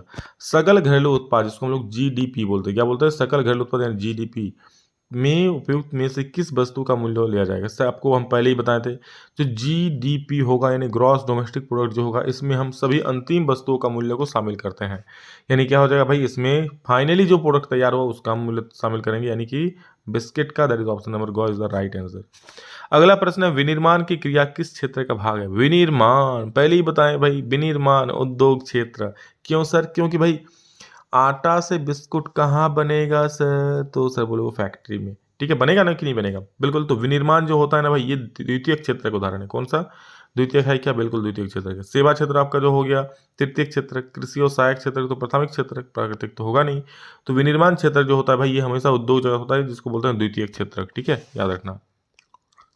नेक्स्ट है, अनीता एक साड़ी दुकान में काम करती है, जहां 100 वैतनिक अवकाश का कोई प्रावधान नहीं है, मतलब वेतन के साथ छुट्टी नहीं मिलेगा, कि छुट्टी अगर लोगे तो भाई वेतन कटेगा। जबकि सीता एक सरकारी अस्पताल में नर्स है। क्या है? सीता एक सरकारी अस्पताल में नर्स है, जहां उसे वर्ष में कुछ दिन 100 वैतनिक अवकाश मिलता है, मतलब साल में कुछ दिन उसको छुट्टी मिलता है, और छुट्टी मिलता है, उसका वेतन नहीं कटता, उसमें वेतन भी साथ में मिलता है, 100 वैतनिक अवकाश। इस दोनों में से किसका कार्य क्षेत्र संगठित है, किसका असंगठित? तो भाई संगठित, जिसको छुट्टी के साथ वेतन भी मिल रहा है वो संगठित। किसको छुट्टी के साथ वेतन मिल रहा है? सीता को। तो सीता जी हो जो है वो संगठित क्षेत्र में है, और जो यहाँ पर अनीता है साड़ी दुकान में काम कर जो असंगठित है, तो यहाँ पर सीता संगठित हो जाएगा और अनीता असंगठित हो जाएगा। ऑप्शन नंबर जो है घ है बिल्कुल सही उत्तर। अनीता असंगठित हो जाएगा, सीता संगठित। एक मिनट, सीता भी असंगठित है। पहले ऑप्शन में सही हो जाएगा, सॉरी क नंबर, कि क्या बोल रहा है, अनीता जो है असंगठित हो जाएगा और सीता जो यहाँ पर संगठित हो जाएगा, ठीक है। ऑप्शन नंबर क बिल्कुल सही उत्तर हो जाएगा। वेरी गुड, चलो बहुत बढ़िया। नेक्स्ट क्वेश्चन देखो, अंतिम वस्तुओं के मूल्य में मध्यवर्ती वस्तुओं का मूल्य क्या होता है भाई? पहले से शामिल होता है, अभी तो बताया बिस्किट वाला कहानी, वही चीज है। राष्ट्रीय ग्रामीण रोजगार गारंटी अधिनियम कब अस्तित्व में आया? राष्ट्रीय ग्रामीण रोजगार गारंटी अधिनियम कब अस्तित्व में आया दोस्तों? तो ये आया था दोस्तों आप लोगों का, तो ये जो हो जाएगा दोस्तों 2005 में अस्तित्व में आया, ठीक है। तो राष्ट्रीय ग्रामीण रोजगार गारंटी योजना जो है अधिनियम है 2005 में अस्तित्व में आया था, ठीक है, राष्ट्रीय ग्रामीण रोजगार गारंटी योजना, ठीक है। आप लोग कमेंट करके बोलिए कि राष्ट्रीय ग्रामीण रोजगार गारंटी अधिनियम के तहत कितने दिनों का काम मिलता है, कितने दिनों का काम दिया जाता है, ये भी ऑब्जेक्टिव पूछ सकता है। भंडारण को किस क्षेत्र में शामिल किया गया? तो भंडारण को दोस्तों, भंडारण है ना, ये ना प्राथमिक में है ना द्वितीय में है, ये कौन सा तृतीय क्षेत्र है? क्या एक सेवा क्षेत्र? भाई भंडारण स्टोर करके रखना एक सेवा में ही तो आता है। संघीय शासन व्यवस्था के संबंध में निम्न में से कौन असत्य है? देखो, संघीय शासन व्यवस्था में देश की एकता की सुरक्षा करना, उसे बढ़ावा देना, बिल्कुल सही बात है। संघीय शासन व्यवस्था में ऐसा होता है कि देश की एकता सुरक्षा को बढ़ावा देता है। क्षेत्र विविधताओं का सम्मान करना, भाई हर एक क्षेत्र में कुछ विविधताएं होती है, कहीं पर कुछ अलग जाति के लोग रहते हैं, कहीं पर कुछ अलग भाषा के लोग रहते हैं, तो हर एक चीज़ का, हर एक लोग का, कहीं पर गरीब रहता है, कहीं पर अमीर रहते हैं, तो हर एक का सम्मान होता है, किसी के साथ भेदभाव नहीं होता है। विभिन्न स्तर की सरकारों के बीच सत्ता का बंटवारा होता है, जैसे केंद्र सरकार हो गया, राज्य सरकार हो गया, स्थानीय सरकार, सभी के बीच में बंटवारा होता है, बिल्कुल सही बात है। तीनों का तीनों सही है, लेकिन बुरा अदालतों को संविधान और विभिन्न स्तर की सरकारों के अधिकारों की व्याख्या का अधिकार न होना, बिल्कुल है भाई। फाइनली अदालत के पास ही पहुंचता है, मान लो कुछ सरकार नहीं कर पा रहा है तो फाइनली अदालत में जाता है, तो उसको व्याख्या करने का अधिकार है। तो 31 का दोस्तों ये असत्य हो जाएगा, ऑप्शन नंबर घ, यहाँ नहीं कहा है ना होना। कहा इसलिए। बेल्जियम फ्रेंच भाषा बोलने वालों का प्रतिशत कितना है? बेल्जियम में फ्रेंच भाषा कितने परसेंट लोग बोलते हैं? याद रखना 40%, ठीक है। बेल्जियम में जो फ्रेंच भाषा बोलते हैं ना भाई, 40% लोग वहाँ फ्रेंच भाषा बोलते हैं। श्रीलंका में तमिल को कब राजभाषा घोषित किया गया? बहुत महत्वपूर्ण सवाल है। 1956 को, ठीक है। 1956 को दोस्तों तमिल को राजभाषा घोषित किया गया। कहाँ पर? श्रीलंका में। संविधान में कुल कितनी भाषाओं को अनुसूचित भाषा को दर्जा दिया गया है? तो दोस्तों 22 भाषाओं को, टोटल 22 भाषाओं को अनुसूचित भाषाओं का दर्जा दिया गया। ये सवाल हम पहले भी आप लोगों को करा चुके हैं लाइव क्लास में। निम्नलिखित में कौन सुमेलित नहीं है? तो भाई भारतीय राष्ट्र संघ में राष्ट्रपति होता है, राज्य में उपराष्ट्रपति। अरे नहीं सर, राष्ट्र में जब उपराष्ट्रपति थोड़ा होता है, हर एक राज्य में उपराष्ट्रपति होता है क्या? नहीं ना, मुख्यमंत्री होता है, तो उपराष्ट्रपति राज्य में नहीं होगा। ऑप्शन नंबर ख सुमेलित नहीं है। बाकी नगर निगम में मेयर होता है, ग्राम पंचायत में सरपंच या मुखिया होता है। 7 पार्टी अलायंस यानी सप्तदलीय संगठन का सप्तदलीय गठबंधन का गठन किस देश में किया गया? 7 पार्टी अलायंस कहाँ पर किया गया? तो भाई ये नेपाल की पार्टी है। कहाँ की? नेपाल की। बोलीविया किस देश में अवस्थित है? बोलीविया दोस्तों लातीनी अमेरिका, मतलब कह सकते हो दक्षिण अमेरिका में स्थित बोलीविया। बहुत महत्वपूर्ण क्वेश्चन है, देख लेना। लातीनी अमेरिका जिसको दक्षिण अमेरिका भी बोलते हैं। और एक सवाल जो कई बार करा है कमाल एग्जाम में, बोलीविया में जल युद्ध नामक आंदोलन का नेतृत्व किसने किया? जो जल युद्ध चल रहा था वहां पर, ठीक है, तो उसका नेतृत्व किसने किया था भाई? जब बोलीविया में सरकारी जो जल का क्या होता है अधिकार है, वो प्राइवेट कंपनी को, बहुराष्ट्र कंपनी को बेच दिया था, ठीक है। फिर जल का दाम मतलब ले लिया था ज़्यादा, तो इस आंदोलन का नेतृत्व किसने किया था? तो फेडेकोर ने किया था। भाई याद रखना, फेडेकोर जल आंदोलन का नेतृत्व किया था। इनमें से कौन सा कथन असत्य है? बोलो असत्य कौन सा है? राजनीतिक दल राजनीतिक पक्ष लेते हैं जबकि दबाव समूह राजनीतिक मसलों की चिंता नहीं करते। बिल्कुल सही बात है, वो कभी भी राजनीतिक दल मतलब राजनीतिक की चिंता ही नहीं करते। दबाव समूह कुछ लोगों तक है, बिल्कुल कुछ लोग, जैसे कुछ व्यापारी मिलकर दबाव समूह बना लेता है, ज़्यादा लोगों तक नहीं फैला रहता है, जबकि राजनीतिक दल बहुत लोगों तक फैला रहता है। दबाव समूह सत्ता में नहीं आना चाहते, बिल्कुल सही बात है, वो कभी भी सत्ता में नहीं आना चाहते, बल्कि राजनीतिक दल सत्ता हासिल करना चाहते हैं। दबाव समूह और राजनीतिक दल समान प्रकृति के बिल्कुल भी नहीं होते। यहाँ पर लिखा है समान प्रकृति के होते हैं, ये बिल्कुल नहीं होते हैं, ये इसलिए असत्य है। और अंतिम प्रश्न है कि नेपाल में एसपीए यानी 7 पार्टी अलायंस ने किसे अंतरिम सरकार का प्रधानमंत्री चुना था? ठीक है, तो क्या होता है एसपीए यानी 7 पार्टी अलायंस ने दोस्तों गिरिजा प्रसाद कोइराला को, ठीक है। लोकतांत्रिक व्यवस्था में लोगों को कौन सा अधिकार प्राप्त है? स्वयं राज्य करने का, शासन व्यवस्था ठीक करने का, अपनी सरकार चुनने का। इनमें से कोई नहीं भाई। स्वयं मोदी थोड़ी बन जाएगा, मतलब स्वयं मैं प्रधानमंत्री थोड़ी बन जाऊंगा, मैं क्या सरकार चुन सकता हूं, ठीक है। तो ऑप्शन नंबर सी बिल्कुल सही। देखिए आप स्वयं कब बन सकते हो? जब आपको कोई चुनेगा ना, तो मेन क्या है? सरकार को चुनना। तो हम अपनी सरकार को चुन सकते हैं। अगला प्रश्न है किस प्रकार की सरकार सबसे बेहतर? देखिए 10 गो अभी आप लोग का इससे सिविक्स से है, जो राजनीतिक शास्त्र से, फिर उसके बाद इकोनॉमिक्स में बढ़ेंगे। किस प्रकार की सरकार सबसे बेहतर मानी जाती है? सब भाई ये तो जग जाहिर है, लोकतांत्रिक सरकार। जी हाँ दोस्तों, लोकतांत्रिक सरकार सबसे बेहतर मानी जाती है, ठीक है। जो लोगों के लिए काम करता है, जो लोगों का ख्याल रखता है भाई, जो लोगों के द्वारा चुनी जाती है, ठीक है, जो लोगों के लिए ही होता है। अगला प्रश्न है तानाशाही का समर्थन करने वाले विचारधारा को क्या कहते हैं? तानाशाह जिसको होता है ना, उसको बोलता है निरंकुशवाद सरकार। जैसे हिटलर था ना निरंकुशवाद, तो यहाँ पर निरंकुशतावाद सरकार हो जाएगा, option number B. Clear. Next question चलिए देखते हैं। अगला प्रश्न है किस देश में आधे से ज्यादा आबादी गरीबी में रहती है? तो भाई कौन सा देश होगा? ये बांग्लादेश है। कौन सा देश है? बांग्लादेश का दोस्तों आधे से ज्यादा जो आबादी है वो किस में रहती है? गरीबी में रहती है, ठीक है। और वहाँ के प्रधानमंत्री शेख हसीना के फुटानी देखो, शायद शेख हसीना ही है ना वही का वहाँ प्रधानमंत्री। देखो अगला सवाल क्या है, इनमें से कौन लोकतंत्र की विशेषता नहीं है? तो लोकतंत्र विशेषता क्या नहीं है भाई? लोगों के लिए कानून, बिल्कुल सही बात है। सत्ता पर एकाधिकार, अरे ना ना ना, ये क्या कह दिए? सत्ता पर एकाधिकार थोड़ी, किसी एक आदमी का सत्ता पर अधिकार नहीं होता है, सत्ता किसी के बाप की नहीं है, ठीक है। तो पहला जो बी है बिल्कुल सही उत्तर हो जाएगा, ऑप्शन नंबर बी, ठीक है। इसमें सत्ता का बंटवारा होता है, राज्य सरकार, केंद्र सरकार, स्थानीय सरकार, ओके। अगला प्रश्न देखिए क्या बोल रहा है, देश की आर्थिक विकास किस कारक पर निर्भर करता है? देश का जो आर्थिक विकास है दोस्तों जनसंख्या के आकार पर निर्भर करता है, कि वैश्विक स्थिति की, पूरे विश्व का स्थिति कैसा है, ठीक है, या फिर पूरे पूरे विश्व हो रहे हैं, पूरा देश की स्थिति क्या है उस पर निर्भर करता है, या फिर अन्य देशों के साथ सहयोग पर निर्भर करता है, उपभोग सभी। तो देखिए जो देश का विकास है ना वो सब पर निर्भर करता है, जनसंख्या पर भी निर्भर करता है, हमारे देश की स्थिति क्या है उस पर निर्भर करता है, अन्य देशों के साथ सहयोग, अन्य देशों के साथ हमारा सहयोग कितना है, अन्य देशों से हम कितने घुले मुले हैं, ठीक है, अन्य देश के साथ हमारा व्यवहार कैसा है, अन्य देश के साथ हमारा बिजनेस कैसा है, इस पर भी हमारे देश का आर्थिक विकास निर्भर करता है, ठीक है। तो ऑप्शन नंबर डी इसका उपरोक्त सभी इज द राइट आंसर। अगला प्रश्न है लोकतंत्र का क्या अर्थ है? लोकतंत्र का अर्थ है लोगों का शासन, राजा का शासन, सैनिकों का शासन। तो भाई लोकतंत्र का अर्थ ही होता है लोगों का शासन, ठीक है। लोगों का शासन मतलब क्या? लोग सरकार को चुनते हैं और वो शासन करता है ना, तो लोगों का शासन हो गया। नेक्स्ट प्रश्न है अगला प्रश्न है आधा हिंदी आधा इंग्लिश। लोकतांत्रिक व्यवस्था में समय समय पर क्या होता है? तो समय समय पर क्या परीक्षण होता है, निरीक्षण होता है, मूल्यांकन होता है कि भाई काम कैसे कर रहा है, सही कर रहा है कि नहीं कर रहा है। ठीक है, फिर नया सरकार चुना जाता है, परीक्षण भी होता है। तो क्या होता है? उपरोक्त सभी इसका उत्तर हो जाएगा। ठीक है, ऑप्शन नंबर जो डी है बिल्कुल सही उत्तर हो जाएगा। नेक्स्ट क्वेश्चन देखेंगे हम लोग। लोकतांत्रिक सरकार में सभी नागरिक है, क्या है? एक समान, अलग अलग, अच्छे कि बुरे? तो भाई लोकतांत्रिक सरकार में सभी नागरिक एक समान, किसी के साथ कोई भेदभाव नहीं। ठीक है, यहाँ काले गोरे का भेद नहीं, हर दिल से नाता हूँ। ठीक है, मैं भारत की वासी हूँ, मैं भारत का गीत सुनाता हूँ। अगला सवाल देखो, सामान्यतः किसी देश का विकास किस आधार पर निर्धारित किया सकता है? किसी देश का विकास किस पर निर्भर करेगा? भाई प्रति व्यक्ति आय पर, औसत साक्षरता दर, कि लोगों की स्वास्थ्य स्थिति। देखो किसी भी देश का जो विकास निर्भर होता है ना भाई, वहाँ का व्यक्ति का आय भी देखा जाता है, औसत साक्षरता दर भी देखा जाता है कि कितने वहाँ के लोग साक्षर है, शिक्षित हैं, और लोगों की स्वास्थ्य की, भाई लोग बीमार तो नहीं है। एक बीमार देश का आदमी क्या ही करेगा? तो सारी चीज़ देखा जाता है, यानी उपरोक्त सभी का सभी, उपरोक्त सभी, ऑप्शन डी बिल्कुल सही हो जाएगा। अगला प्रश्न है, अब दोस्तों हम लोग आ चुके हैं इकोनॉमिक्स में। पहला सवाल है, निम्नलिखित पड़ोसी देशों में से मानव विकास के लिहाज से किस देश की स्थिति भारत से बेहतर है? मानव विकास के लिहाज से, ठीक है, किस प्रकार से विकास हो रहा है किस देश का, उसकी स्थिति के अनुसार किस देश की जो स्थिति है भारत से बेहतर है? तो भाई वन एंड ओनली श्रीलंका। क्या हो जाएगा? Option number B. Next question है, मान लीजिए कि एक देश में 4 परिवार है।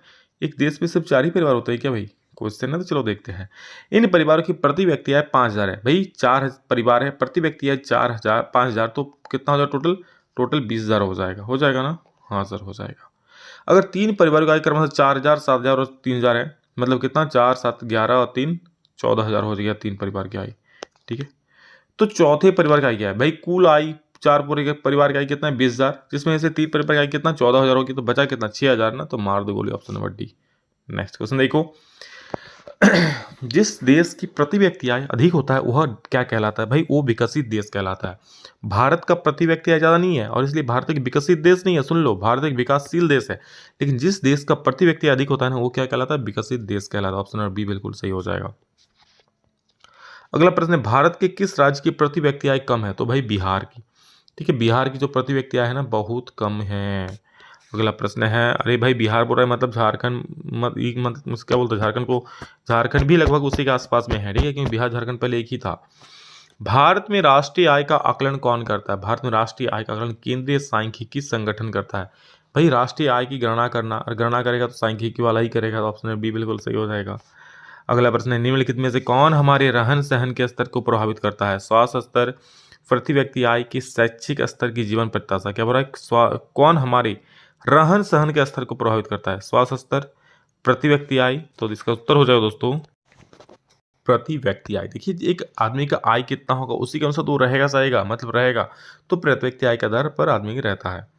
राष्ट्रीय आय के अंतर्गत क्या शामिल है? राष्ट्रीय आय के अंतर्गत दोस्तों वस्तु और सेवाओं का मूल्य शामिल है। क्या राष्ट्रीय आय यहाँ से हो रहा है? कहाँ? पूरे जो भी वस्तु भारत में तैयार हो रहा है, डेवलप हो रहा है, पैदा हो रहा है सारा, और प्लस सेवा, जैसे एरोप्लेन चल रहा है, रेलवे चल रहा है, सारा चीज सेवा हो गया है, बस चल रहा है, बैंक चल रहा है, तो इससे सेवाओं का मूल्य। ठीक है, इसी बोलते हैं राष्ट्रीय आय। नेक्स्ट क्वेश्चन हम लोग का है अगला प्रश्न, कि निम्नलिखित पड़ोसी देश में से मानव विकास के लिहाज से किस देश की भारत से होती है? तो वही बता दिया ना, श्रीलंका हो गया।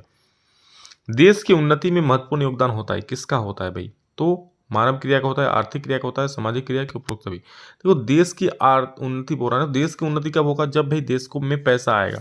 तो पैसा कब आएगा? जब आर्थिक क्रियाएं होंगी, मतलब पैसों से संबंधित क्रियाएं होंगी, तो आर्थिक वाला काम आ जाएगा पहले, ऑप्शन नंबर बी। अगला प्रश्न है, मानव विकास सूचकांक का संक्षिप्त नाम क्या है? HDI।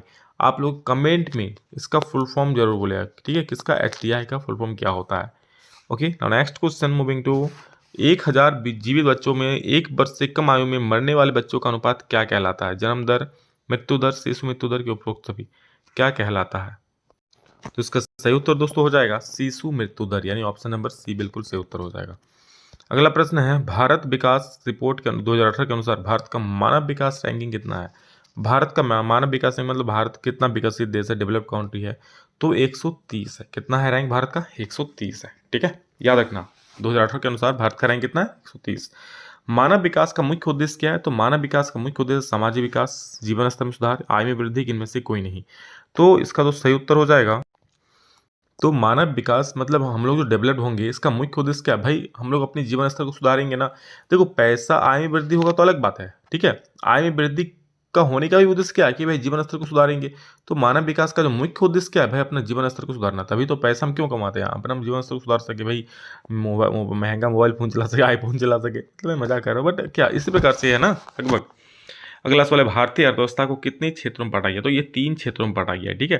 तो ऑप्शन नंबर क्या हो जाएगा? सी, प्राथमिक, द्वितीयक और तृतीयक। ऑप्शन सी बिल्कुल, सॉरी सी, ये डी हो जाना चाहिए था। डी बिल्कुल सही उत्तर हो जाएगा। अगला प्रश्न है, किस क्षेत्र में सर्वाधिक श्रमिक कार्यरत? सबसे अधिक श्रमिक किस क्षेत्र में कार्यरत होते हैं? तो दोस्तों प्राथमिक क्षेत्र में, ठीक है। जो जमीन से जुड़ा हुआ कार्य, उसमें सबसे ज्यादा श्रमिक कार्य करते हैं और वेतन भी भाई इसमें सबसे कम होता है। छिपी हुई बेरोजगारी अधिकतर किस क्षेत्र में पाई जाती है? तो कृषि क्षेत्र में। कौन सा क्षेत्र? कृषि यानी किसान वाला क्षेत्र में छिपी हुई बेरोजगारी दोस्तों पाई जाती है। अगला प्रश्न है, कौन सी गतिविधि द्वितीय क्षेत्र से संबंधित है? द्वितीय क्षेत्र से क्या है? बैंक सेवाएं नहीं, ये तो भाई तृतीय क्षेत्र है। कपास की खेती, ये तो प्राथमिक क्षेत्र हो गया। डेयरी भाई, दूध उत्पादन, पशुपालन, ये भी प्राथमिक क्षेत्र हो गया। भवनों का निर्माण, जी हाँ दोस्तों, ये आप लोग का द्वितीय क्षेत्र के अंतर्गत आता है। अगला हो जाएगा, अध्यापक वर्ग किस क्षेत्र में संबंधित? अध्यापक भाई टीचर है, हम आप लोग पढ़ा रहे हैं तो भाई सेवा ही तो कर रहे हैं, तो सेवा मतलब तृतीय क्षेत्र। भाई मैं सेवा नहीं कर रहा, आप लोग बताओ कितना, इतना रात को भाई देखो अभी टाइम हो रहा है कितना, ठीक है। इतना रात को वीडियो बना रहे 11:46 हो रहा है, तो भाई मैं सेवा ही तो कर रहा हूँ। ये देख सकते हो टाइम, आप लोग देखिए यहाँ पे अभी, ठीक है। तो एक अच्छा ही है ना, तो भाई इसी बात पे शेयर जरूर कर देना। अध्यापक वर्ग किस क्षेत्र से संबंधित है? तो ये तृतीय क्षेत्र से संबंधित है, ठीक है। जो अभी तक लाइक नहीं किए हैं, प्यारा से कमेंट नहीं किए हैं, जरूर कर दो और सारे के सारे दोस्तों में शेयर कर दो, सभी को पता चले। रोजगार गारंटी अधिनियम लागू कब किया गया था? रोजगार गारंटी अधिनियम कब लागू हुआ था? तो इसका सही उत्तर हो जाएगा 2005 ईस्वी में, ठीक है। रोजगार गारंटी अधिनियम कब लागू हुआ था?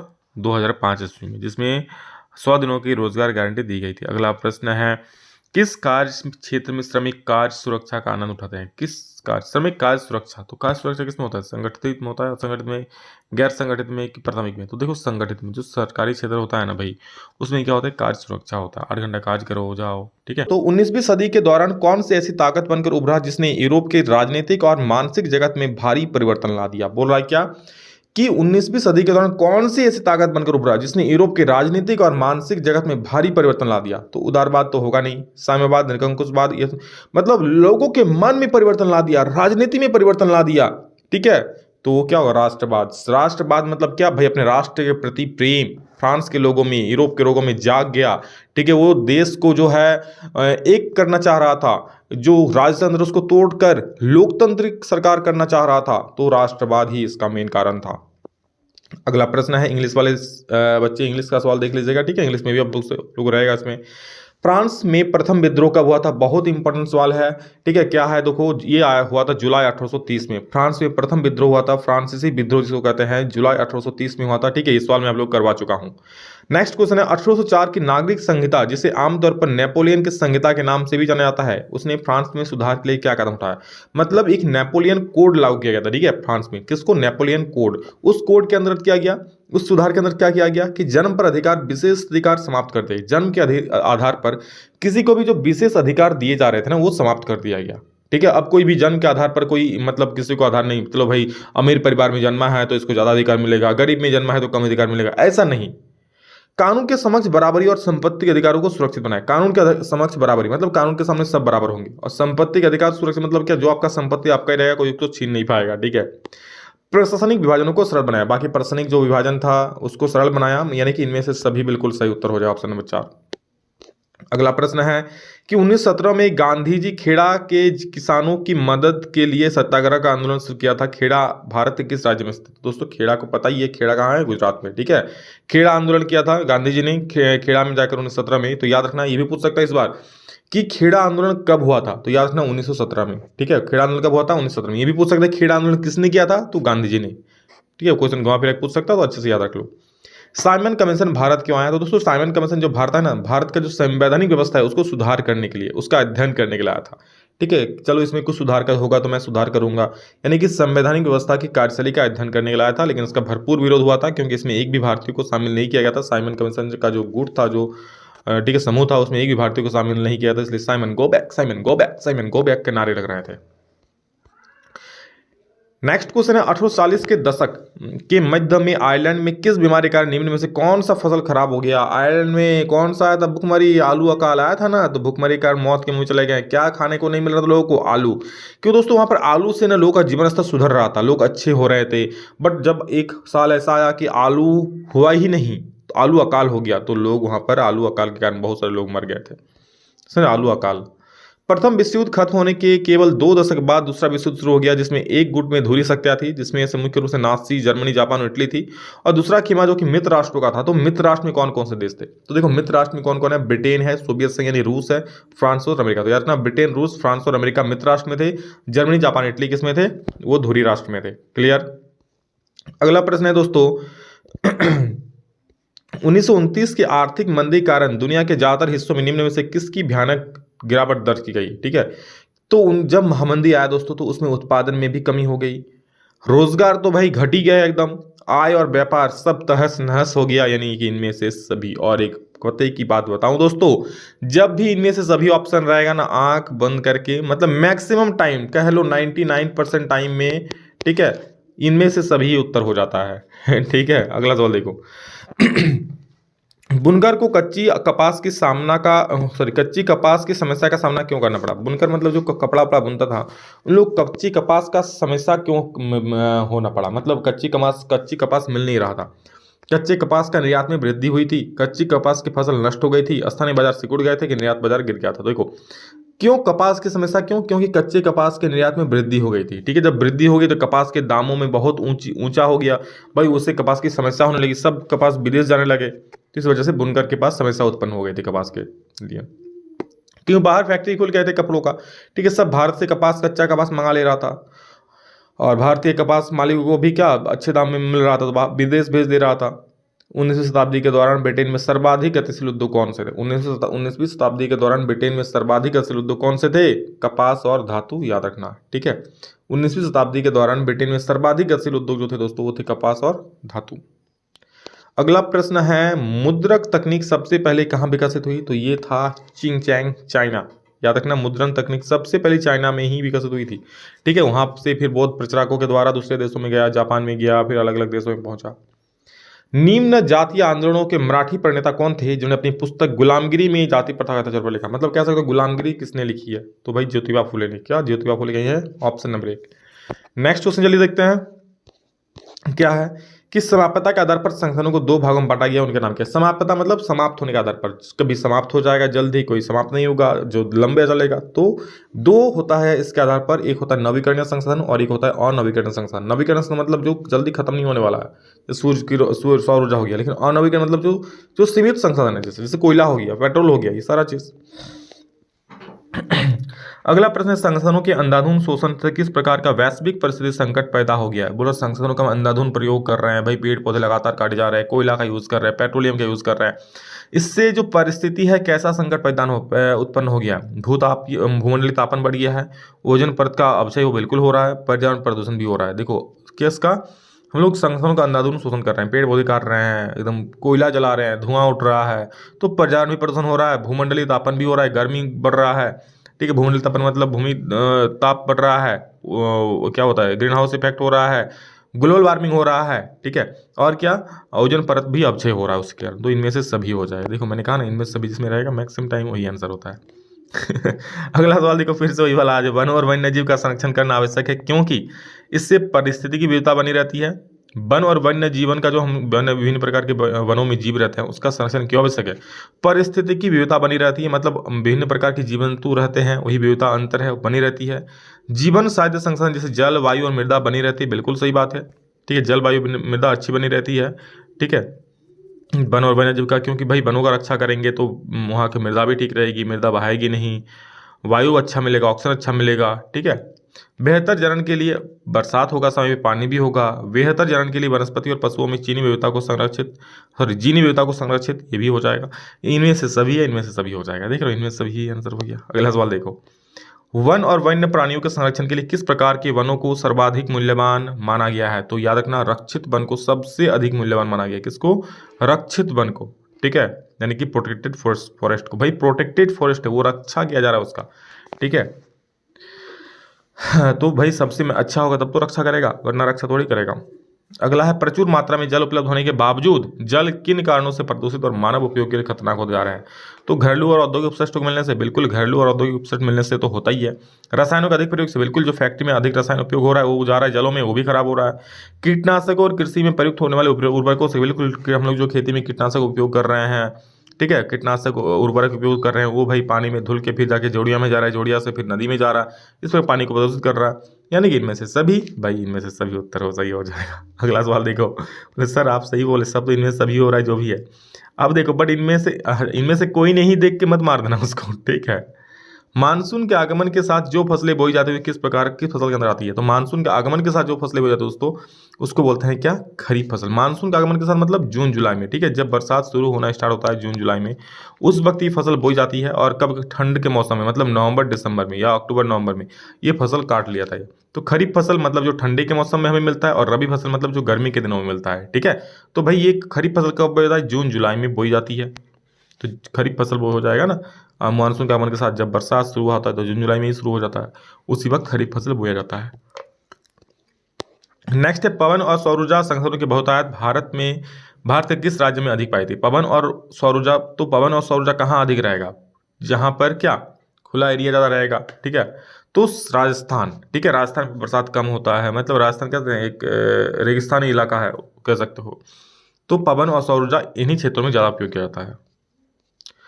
नेक्स्ट क्वेश्चन है, जल और उर्वरकों के अधिक और अविवेकपूर्ण प्रयोग से किस प्रकार की समस्याएं पैदा हो गई है। तो भाई जल क्रांतता हो गया, जल की कमी हो गई है, लवणता हो गया है, सूक्ष्म पोषक तत्वों की कमी हो गई है। तो मतलब जल और उर्वरकों का अधिक अविवेकपूर्ण उपयोग से हम लोग क्या, जल की ये समस्या हो गई है, जल की कमी हो रही है, जल में नमक ज़्यादा हो जा रहा है, जल में जो पोषक तत्व होना चाहिए वो नहीं हो रहा है। तो इनमें से सभी इसका उत्तर हो जाएगा। फिर से सर इनमें से सभी, बिल्कुल देखो, मतलब 5-6 सवाल जिसको नहीं भी आता ना वो इनमें से भी मार के पार कर जाएगा, ठीक है। अब मेरा बात अगर झारखंड बोर्ड सुन लेगा तो बच्चों को कंफ्यूज कर देगा, ठीक है। तो बच्चे पहले अच्छे से पढ़ लेना। औद्योगिक विकास की रीढ़ के रूप में किस खनिज को महत्वपूर्ण माना जाता है। तो भैया लोहा का एस्क जो होता है ना, लोहा जो होता है वो आधारभूत खनिज होता है, उसके बिना कोई उद्योग खड़ा हो सकता है क्या, ठीक है। लोहे के सामने कोई बोल सकता है क्या, नहीं ना। बिना लोहे का कोई फैक्ट्री बनेगा, नहीं ना। चलो, तो लोहे के सामने कोई बोल सकता है क्या, लोहे से कोई लोहा ले सकता है क्या। चलो, निम्न में से किस प्रकार के खनिज का प्रयोग आणविक ऊर्जा के लिए किया जाता है। तो आणविक ऊर्जा या फिर कह सकते हो नाभिकीय ऊर्जा, तो भाई यूरेनियम और थोरियम, ठीक है, एल्युमिनियम, मैग्नीशियम, जिप्सम, इसका थोड़े नाभिक में यूज करेंगे भाई, कभी सुने हो नाम, यूरेनियम का यूज करेंगे और थोरियम का करेंगे, ठीक है। अगला प्रश्न है, वायु प्रदूषण निम्न में से किस पर अपना दुष्प्रभाव डालता है। तो देखो, मानव स्वास्थ्य पर बिल्कुल डालता है, पशुओं पर 100%, पौधों पर 100%। भाई 4 नंबर हो जाएगा, 400%। देखो इनमें से सभी फिर से वही आंसर। अगला प्रश्न देखो फिर से, बेल्जियम में अल्पसंख्यक के रूप में किस भाषा के बोलने वाले तुलनात्मक रूप से ज्यादा समृद्ध और ताकतवर है। बेल्जियम में भाई 2 प्रकार के लोग थे, फ्रेंच और डच भाषा बोलने वाले लोग। लेकिन फ्रेंच भाषा बोलने वालों की संख्या कम थी, भले कम थी, बट वे ज्यादा समृद्ध थे, अमीर थे, ताकतवर थे। कौन, फ्रेंच भाषी लोग, ठीक है। फ्रेंच भाषी लोग, वहां पर फ्रेंच बोलने वाले लोग कम थे, बट एक्चुअली में वो लोग ज्यादा अमीर थे डच भाषी लोगों से। तो यहाँ पर क्या उत्तर हो जाएगा, French. Option number A is the right answer.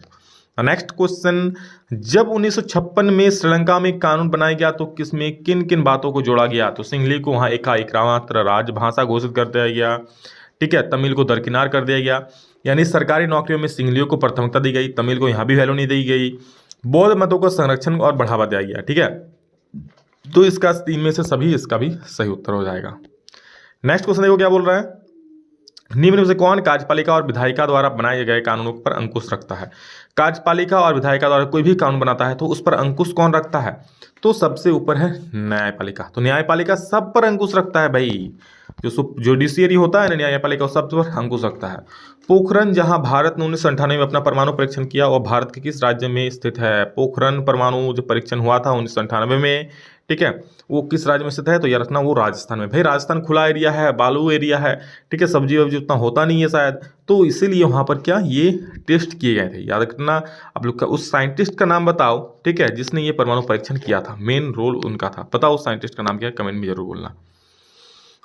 Next question 28 number, सामाजिक विभाजन अधिकांशतः आधारित होता है। सामाजिक विभाजन देखो, हम लोग जन्म से ही बढ़ जाते हैं भाई, कौन ब्राह्मण समाज में रहेगा, कौन दूसरा समाज में रहेगा, ठीक है, कौन महतो समाज में रहेगा, ठीक है, कौन दुबे समाज में रहेगा, ठीक है, कौन पंडित समाज में रहेगा, ये जन्म से ही बढ़ जाता है ना। तो जन्म के आधार पर अधिकांशतः हम लोग बढ़ जाते हैं, विभाजित हो जाते हैं। सांप्रदायिक राजनीति की सोच पर आधारित होता है कि धर्म ही समाज का सामाजिक समुदाय का निर्माण करता है, धर्म को बेस्ट मानता है, अपना धर्म सर्वश्रेष्ठ, बाकी श्रेष्ठ, बाकी जो धर्म है घेष्ठ। मतलब इस प्रकार की बात बोलता है। इस मान्यता के अनुकूल सोचना क्या कहलाता है? इसको बोलता है धर्मनिरपेक्षता, नहीं सांप्रदायिकता बोलते हैं। क्या सांप्रदायिकता धर्मनिरपेक्षता मतलब सुनो दोनों में अंतर क्या है? धर्मनिरपेक्षता मतलब हर एक धर्म को बराबर का मानेगा, लेकिन सांप्रदायिकता मतलब क्या? अपने धर्म को ही सर्वश्रेष्ठ मानेगा, बाकी धर्म को श्रेष्ठ नहीं मानेगा। क्लियर है? अगला प्रश्न देखो 30 नंबर, निम्नलिखित में से किस राज्य में शिशु मृत्यु दर सबसे कम है? तो भाई केरल में। और एक चीज सुन लो, केरल में शिक्षा का दर सबसे ज्यादा है, तो कहीं ना कहीं तो रिलेशन है भाई, शिक्षित लोग ज्यादा है इसलिए शिशु मृत्यु दर बहुत कम है। ठीक है, यह केरल जो है भारत का सबसे शिक्षित राज्य है। निम्नलिखित में से किसे औसत आय भी कहा जाता है? तो राष्ट्रीय आय, प्रति व्यक्ति आय, कुल आय, किनमें से सभी? तो देखो जो प्रति व्यक्ति आय होता है ना उसको औसत आय भी बोला जाता है। प्रति व्यक्ति आय मतलब देश का कुल आय बटे देश की कुल जनसंख्या जो निकलता है वो एक व्यक्ति का आय भी निकलता है, प्रति व्यक्ति आय भी उसको बोलो, और वही हम लोग का क्या होता है? औसत आय भी होता है। नंबर नेक्स्ट क्वेश्चन, सार्वजनिक और निजी क्षेत्र किस आधार पर विभाजित है? तो क्या उद्यमों की स्वामित्व के आधार पर। ठीक है, उद्यमों यानी फैक्ट्रियों का जो स्वामित्व है, मालिकाना हक के आधार पर सार्वजनिक और निजी क्षेत्र बोलता है ना भाई, ये प्राइवेट फैक्ट्री है, ये गवर्नमेंट फैक्ट्री है, बोलते हैं कि नहीं बोलते हैं? तो वो उसके स्वामित्व के आधार पर यानी मालिकाना हक के आधार पर। Got it? नेक्स्ट क्वेश्चन, कौन सा क्षेत्र भारत में सबसे बड़े रोजगार उत्पादक क्षेत्र के रूप में जाना जाता है? तो सबसे बड़े रोजगार उत्पादक क्षेत्र दोस्तों प्राथमिक क्षेत्र है भारत में। ठीक है, जो कृषि क्षेत्र है, जो जमीन से जुड़ा हुआ कार्य करता है, पशुपालन, मुर्गी पालन, फल्ला पालन, ढिमका पालन जो भी है, तो याद रखना प्राथमिक क्षेत्र जो है ना, ठीक है, वो सबसे बड़ा रोजगार उत्पादक क्षेत्र है। द्वितीय क्षेत्र मतलब क्या? विनिर्माण उद्योग, जो फैक्ट्री हो गया। तृतीय क्षेत्र मतलब क्या? सेवा क्षेत्र, जैसे कुछ भी हो गया, बैंक हो गया, टीचर हो गया, ये सारे चीज। तो सबसे ज्यादा रोजगार देता है प्राथमिक क्षेत्र, याद रखना। निम्न में से कौन महत्वपूर्ण मध्यवर्ती भूमिका प्रदान करके आवश्यकताओं के दोहरे संयोग की जरूरत को खत्म करता है? आवश्यकता का दोहरा संयोग मतलब क्या? जैसे मुझे जरूरत है चावल की, ठीक है, और मेरे पास क्या, मैंने उगा लिया है टमाटर और बैगन, तो दूसरे को मैं किसी आदमी को, ऐसे आदमी को ढूंढूंगा जिसको टमाटर और बैगन चाहिए और मुझे चावल दे दे।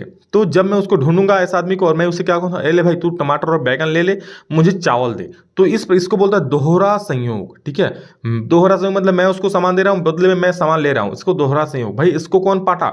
इसको पाटा, इसको कौन खत्म कर दिया? इसको खत्म कर दिया मुद्रा। क्या? मुद्रा के भाई मैं सामान बेच के मुझे पैसा मिल गया और मैं पैसा दे के चावल खरीद लिया, झमेला खत्म। यानी कौन खत्म कर दिया? इसको, जरूरत को खत्म कर देती है, दोहरे संयोग की आवश्यकता को मुद्रा खत्म कर देती है, पैसा, टका टका। अगला प्रश्न है, सामान्यतः बहुराष्ट्रीय कंपनियां उसी स्थान पर उत्पादन इकाई स्थापित करती है जहां बहुराष्ट्रीय कंपनियां, जो विभिन्न अंतर्राष्ट्रीय कंपनियां होती है जिनका कारोबार विभिन्न देशों में होता है, वो कहाँ पर फैक्ट्री स्थायी करता है, लगाता है? तो जो बाजार के नजदीक हो, कम लागत पर श्रमिक उपलब्ध हो, जहां पर उत्पादन के अन्य कारक भी उपलब्ध हो। यानी कि इनमें से सभी, सभी का सभी, तो इनमें से सभी उत्तर सही हो जाएगा। वैसे भी इनमें से सभी जिंदाबाद है, चिंता क्या ही करते हो। ठीक है, नहीं आता है तो इनमें से सभी तो जिंदाबाद है ही। अगला प्रश्न है 35 हो गया ना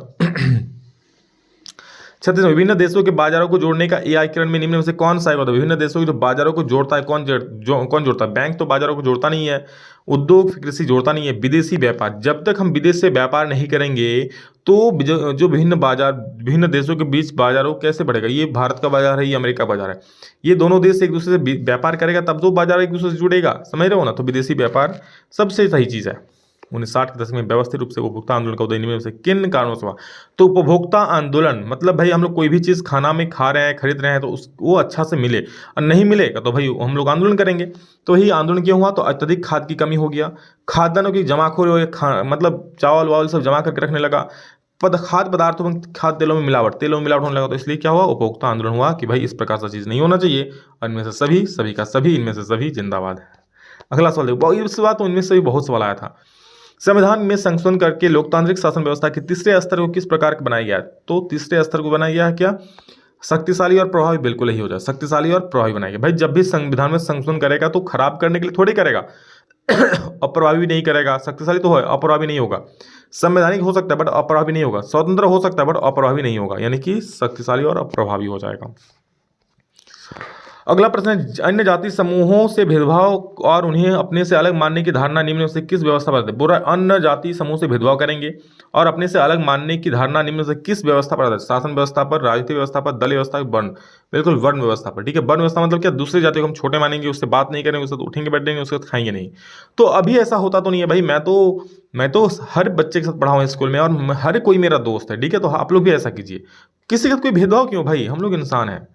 लोकतांत्रिक व्यवस्था में हित समूह या दबाव समूह की मुख्य उपयोगिताएं क्या है? तो हित समूह या दबाव समूह का मुख्य उपयोगिता क्या है? देखो, सरकार को सजग रखना, सजग बनाए रखना, आंदोलन को सफल बनाना और राजनीतिक दलों पर प्रभाव डालना। ये तीनों का तीनों हो जाएगा सभी। निम्नलिखित में से किस कानून ने ब्रिटिश सरकार को मक्का का आयात को प्रतिबंध करने की अनुमति दी थी? दोस्तों बहुत आसान सवाल है, इंपॉर्टेंट भी है। मक्का ऐसा कानून जिसके आधार पर ब्रिटेन ने, ठीक है, अपने देश में क्या, मक्का का आयात पर बाहर से कोई भी देश से मक्का नहीं आ सकता है। तो ऐसा कौन सा कानून लगा दिया था भाई? मक्का मतलब वही भुट्टा, जी हाँ, तो वो था कॉर्न कानून यानी कॉर्न लॉ। ठीक, चलिए अगला प्रश्न देखते हैं।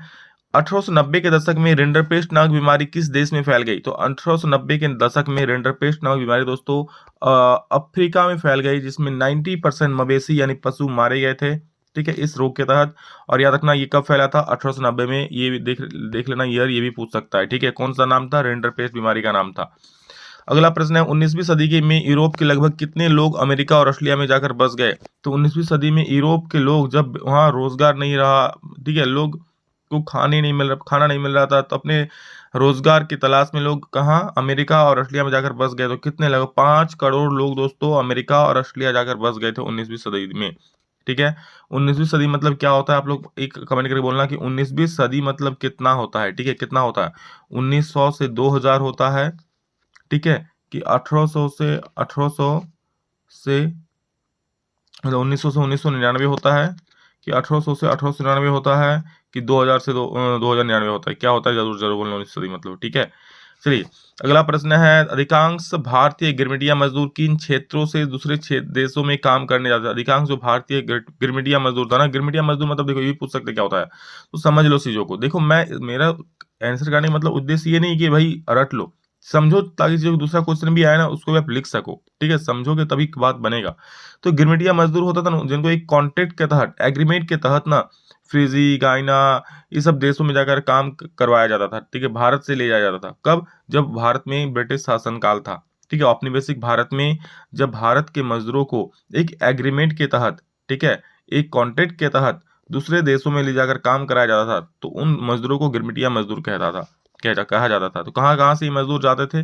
तो भाई साहब ये उत्तर प्रदेश जाते थे, तमिलनाडु जाते थे, बिहार से जाते थे, मतलब इन राज्यों से ज्यादा जाते थे। ये उपरोक्त सभी इसका उत्तर हो जाएगा। अगला प्रश्न है, निम्नलिखित में से कौन सी बीमारी अमेरिका के लोगों के लिए विनाशकारी साबित हुई? कौन सी अमेरिका में? तो चेचक की बीमारी। जी हाँ दोस्तों, जब वहां पर स्पेनिश सैनिक पहुंचे, पुर्तगाली सैनिक जो वहां पहुंचे ना, तो अपने साथ चेचक के कीटाणु लेकर पहुंचे। ठीक है, और पहले से वो सैनिक चेचक कीटाणु से परिचित थे, उनके पास उसका एंटीट्यूड था। लेकिन अमेरिका के जो लोग थे बाहरी दुनिया से कटे हुए थे, कभी मिले हुए नहीं थे। ठीक है, क्योंकि उसका खोज ही बाद में हुआ। ठीक, तो अब अमेरिका में जो संपत्ति था उसको लेने के लालच में ये लोग क्या, वहां चल गया उस पर अटैक करने यहाँ के लोग। फिर चेचक के कीटाणु लग गया, जैसे चाइना ने पूरा दुनिया को तहस नहस करने के लिए कोरोना वायरस के यूज किया, उसी प्रकार से। ठीक है, तो चेचक इसका सही उत्तर हो जाएगा। अगला प्रश्न है, द्वितीय विश्व युद्ध कितने वर्षों तक चला? द्वितीय विश्व युद्ध आपको पता है 1939 से लेकर के कितना तक चला था? 1945 तक। तो आप बोल सकते हो कि भाई ये कम से कम 6 वर्षों तक चला था। ऑप्शन नंबर डी बिल्कुल सही हो जाएगा।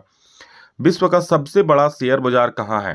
तो देखो, भारत तो नहीं है विश्व का सबसे बड़ा शेयर बाजार, भारत भी एक बड़ा शेयर बाजार है, लेकिन सबसे बड़ा शेयर बाजार दोस्तों अमेरिका है विश्व का।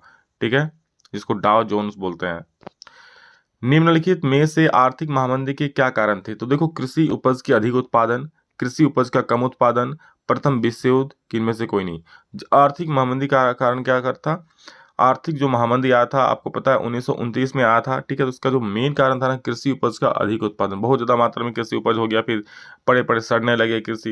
मेन ज्यादा जो प्रभावित हुआ था कृषि क्षेत्र ही इस महामंदी से प्रभावित हुआ था। आर्थिक महामंदी की शुरुआत कब हुई? तो भाई 1929 से, याद रखना ये महामंदी शुरुआत हुई थी 1929 से। काला हिरण निम्नलिखित में से किस श्रेणी के जीवों का है? काला हिरण कौन सा श्रेणी के जीव में है? विलुप्त, दुर्लभ, स्थानिक के लुप्त? देखो, काला हिरण आजकल देखने को नहीं मिलता, ये लुप्त हो चुका है, यानी लुप्त प्रजाति के है। नेक्स्ट क्वेश्चन है, विभिन्न प्रकार के पौधों और प्राणियों को विभिन्न श्रेणियों में निर्धारण कौन सी एजेंसी करता है? वो विभिन्न प्रकार के जो पौधे होता है और प्राणी होता है, जो भी पेड़ पौधे छोटे छोटे होते हैं, जो भी प्राणी होते हैं, अलग अलग जीव जंतु जो भी है, ठीक है, इनको अलग अलग वर्गों में कौन बांटता है? ये काम किसका रहता है? ठीक है, तो ये काम रहता है अंतर्राष्ट्रीय प्राकृतिक संरक्षण और प्राकृतिक संसाधन संघ का। ठीक है, किसका?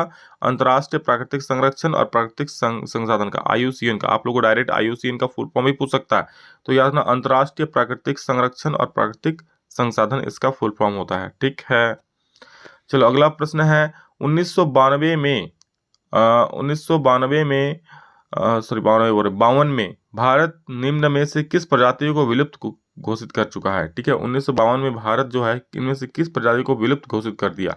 तो एशियाई चीता को। ठीक है, एशियाई चीता को उस वक्त 1992 में भारत ने विलुप्त घोषित कर दिया। देखो, तेंदुआ भी पाया जाता है, गंगा नदी का डॉल्फिन भी पाया जाता है, काला हिरन भी। आप लोग उस वक्त काला हिरन विलुप्त नहीं हुआ है। तो जो 1992 में हुआ था, क्या हुआ था? एशियाई चीता, याद रखना। निम्न में से कौन भारत के वनों और वन्यजीव संसाधनों के प्रबंधन का प्रभारी है? ठीक है, कौन प्रभारी है, मतलब कौन भाई इसकी रक्षा करता है भारत के वन्य और वन्यजीव का? तो वन विभाग करेगा। कौन करेगा? विश्व वन्यजीव फाउंडेशन, भारतीय भूवैज्ञानिक सर्वेक्षण, गैर सरकारी संगठन नहीं छोड़ेगा। जो वन विभाग है वही तो वनों की रक्षा करेगा। तो ऑप्शन नंबर सी इसका सही उत्तर हो जाएगा। निम्नलिखित में से किस वर्ष में बाघ परियोजना शुरू किया गया? तो याद रखना, बहुत महत्वपूर्ण क्वेश्चन है। 1973 में दोस्तों बाघ परियोजना की शुरुआत हुई थी। ठीक है, 1973 में। निम्न में से किस राज्य में अस्थायी जंगलों के तहत सबसे बड़ा क्षेत्र है? निम्न में से किस राज्य में अस्थायी जंगलों के तहत सबसे बड़ा क्षेत्र है? तो याद रखना, अस्थायी जंगलों के तहत मतलब जंगल वाला एरिया सबसे ज्यादा कहाँ? मध्य प्रदेश में है। किस राज्य में अस्थायी जंगलों के तहत सबसे बड़ा क्षेत्र है? तो जंगल वाला सबसे बड़ा क्षेत्र कहाँ है? इनमें से मध्य प्रदेश में है। ठीक है, आप लोग मध्य प्रदेश में शायद गुड़ेम प्रजाति शायद वहां पे ही था ये। अगला सवाल है, हिमालयी यब क्या है? तो हिमालय यब दोस्तों एक प्रकार का औषधीय पौधा है। क्या है? औषधीय पौधा है। शायद ही हिमालय में पाया जाता होगा, इसलिए हिमालय यब कहता होगा। 1991 में संरक्षित प्रजातियों की सूची में पहली बार किस प्रजातियों को शामिल किया गया? संरक्षित मतलब भाई इसको संरक्षण दिया जाएगा। ठीक है, तो पहली बार किस प्रजाति को इसमें शामिल किया गया? पौधे को। ठीक है, क्योंकि भाई आजकल तो मनुष्य पौधे के भी दुश्मन हो गए हैं ना, इसलिए तो 1991 में पहली बार जो है संरक्षित प्रजातियों की सूची में पौधे को भी शामिल किया गया। चलो अगला प्रश्न है, काले दस्ताने और बंधी मुठ्ठिया प्रतीक थी, किसके प्रतीक थी? काले दस्ताने, ठीक है, और बंधी मुठ्ठिया। तो भाई काला है तो अश्वेत है ना, तो इससे याद रखना अश्वेत शक्ति की ये प्रतीक थी। ठीक है, काला दस्ताना और बंधी मुठ्ठिया। अगला प्रश्न है, पीटर नॉर्मन संबंधित है। पीटर नॉर्मन कौन किससे संबंधित है? तो ये ऑस्ट्रेलिया से संबंधित। ठीक है, नाम भी देख सकते हो, ब्रिटेन मतलब नाम तो विदेशी वाला ही है, सारे के सारे विदेशी ही है। तो पीटर नॉर्मल संबंधित है ऑस्ट्रेलिया से। ठीक है, अगर ऑस्ट्रेलिया के किसी खिलाड़ी का नाम पीटर से है तो उसका नाम याद ऑस्ट्रेलिया का याद रख लेना। ठीक है, चलो मैं तो क्रिकेट देखता नहीं हूँ तो मुझे नाम उतना नहीं पता है। स्मिथ और कार्लोस कौन थे? तो स्मिथ और कार्लोस दोस्तों एफ्रो अमेरिकन थे। एफ्रो अमेरिकन याद रखना, स्मिथ और कार्लोस एफ्रो अमेरिकन थे। अमेरिका के सामाजिक विभाजन का क्या कारण था? अमेरिका के सामाजिक विभाजन का कारण क्या था दोस्तों? तो श्वेत और अश्वेत, ऑप्शन नंबर सी। ठीक है, जो उस अमेरिका में विभाजन था, देखते हो जो ओबामा है काला है, अभी डोनाल्ड ट्रम्प जो मतलब डोनाल्ड ट्रम्प जो है गोरा है। तो वहां पर जो सामाजिक विभाजन पहले हुआ था, किसके आधार पर? काला और गोरा के आधार पर। ठीक है, रंग भेद के आधार पर। लेकिन जब धीरे धीरे डेवलपमेंट हुआ, ये सारा चीज सही सही हो गया।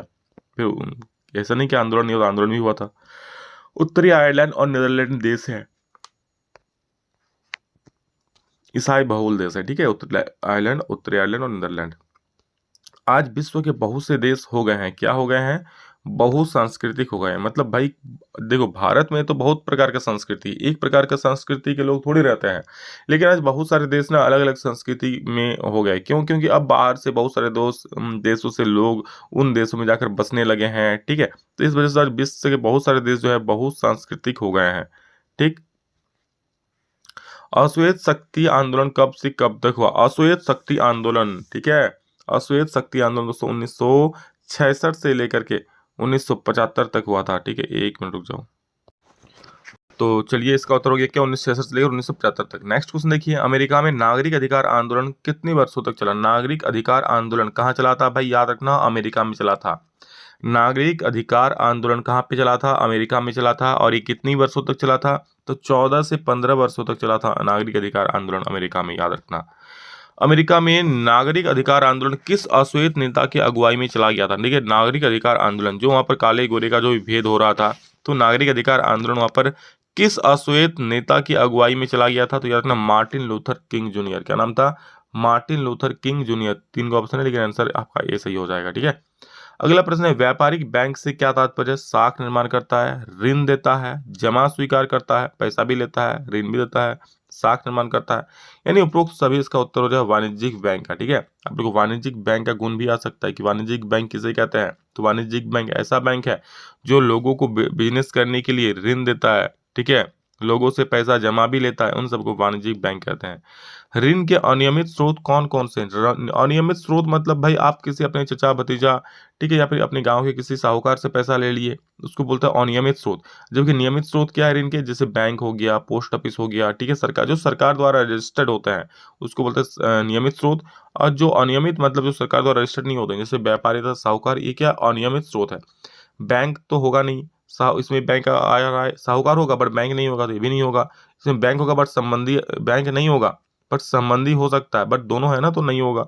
सहकारी संस्थाएं तथा बैंक, ठीक है, तो ये भी तो नहीं कि सहकारी संस्थान है और बैंक है, ये भी नहीं होगा, बैंक है, सहकारी संस्था है।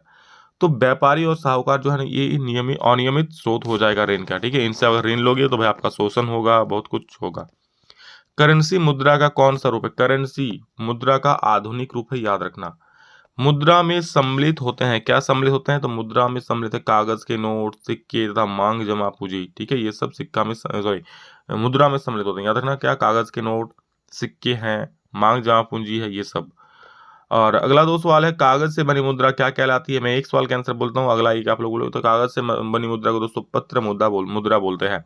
और नेक्स्ट और लास्ट क्वेश्चन है, और एक सवाल है, चलो बैंकों की आय का प्रमुख स्रोत क्या है? तो आप लोग 32 नंबर से ऐसा आंसर लिखना, 32 नंबर का डैश।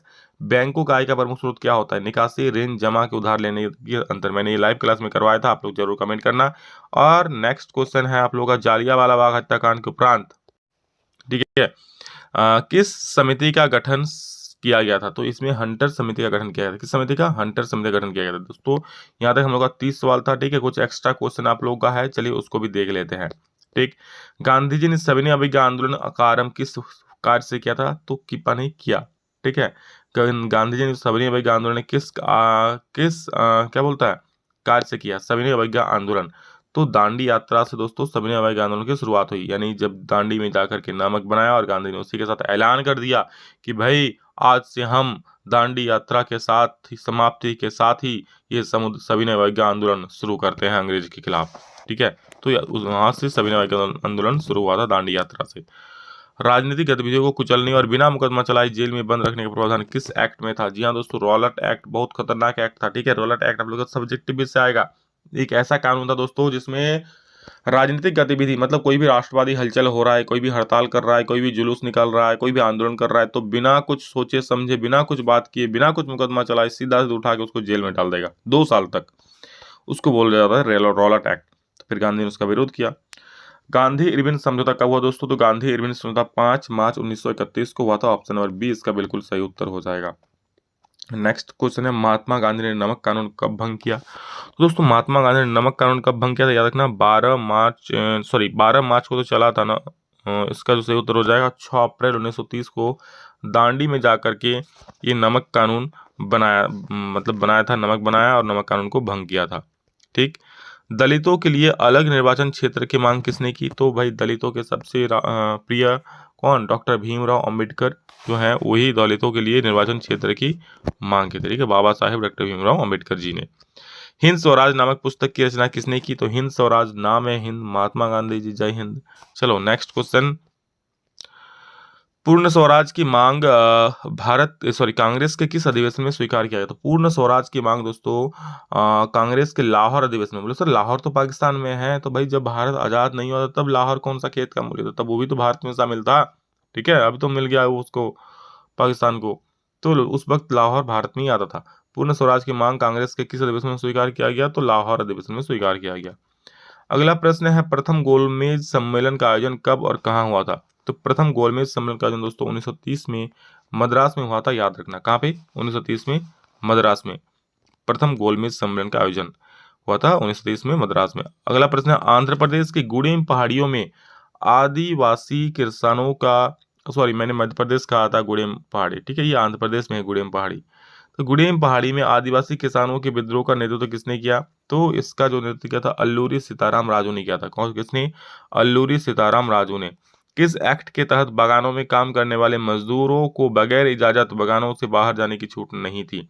ठीक है, देखो, जो असम में जो मजदूर काम करते थे चाय के बागानों में, तो वो लोग वहां से घर नहीं जा सकते थे। तो ऐसा कौन सा कानून था भाई जिसके तहत वो लोग घर नहीं जा सकते हैं?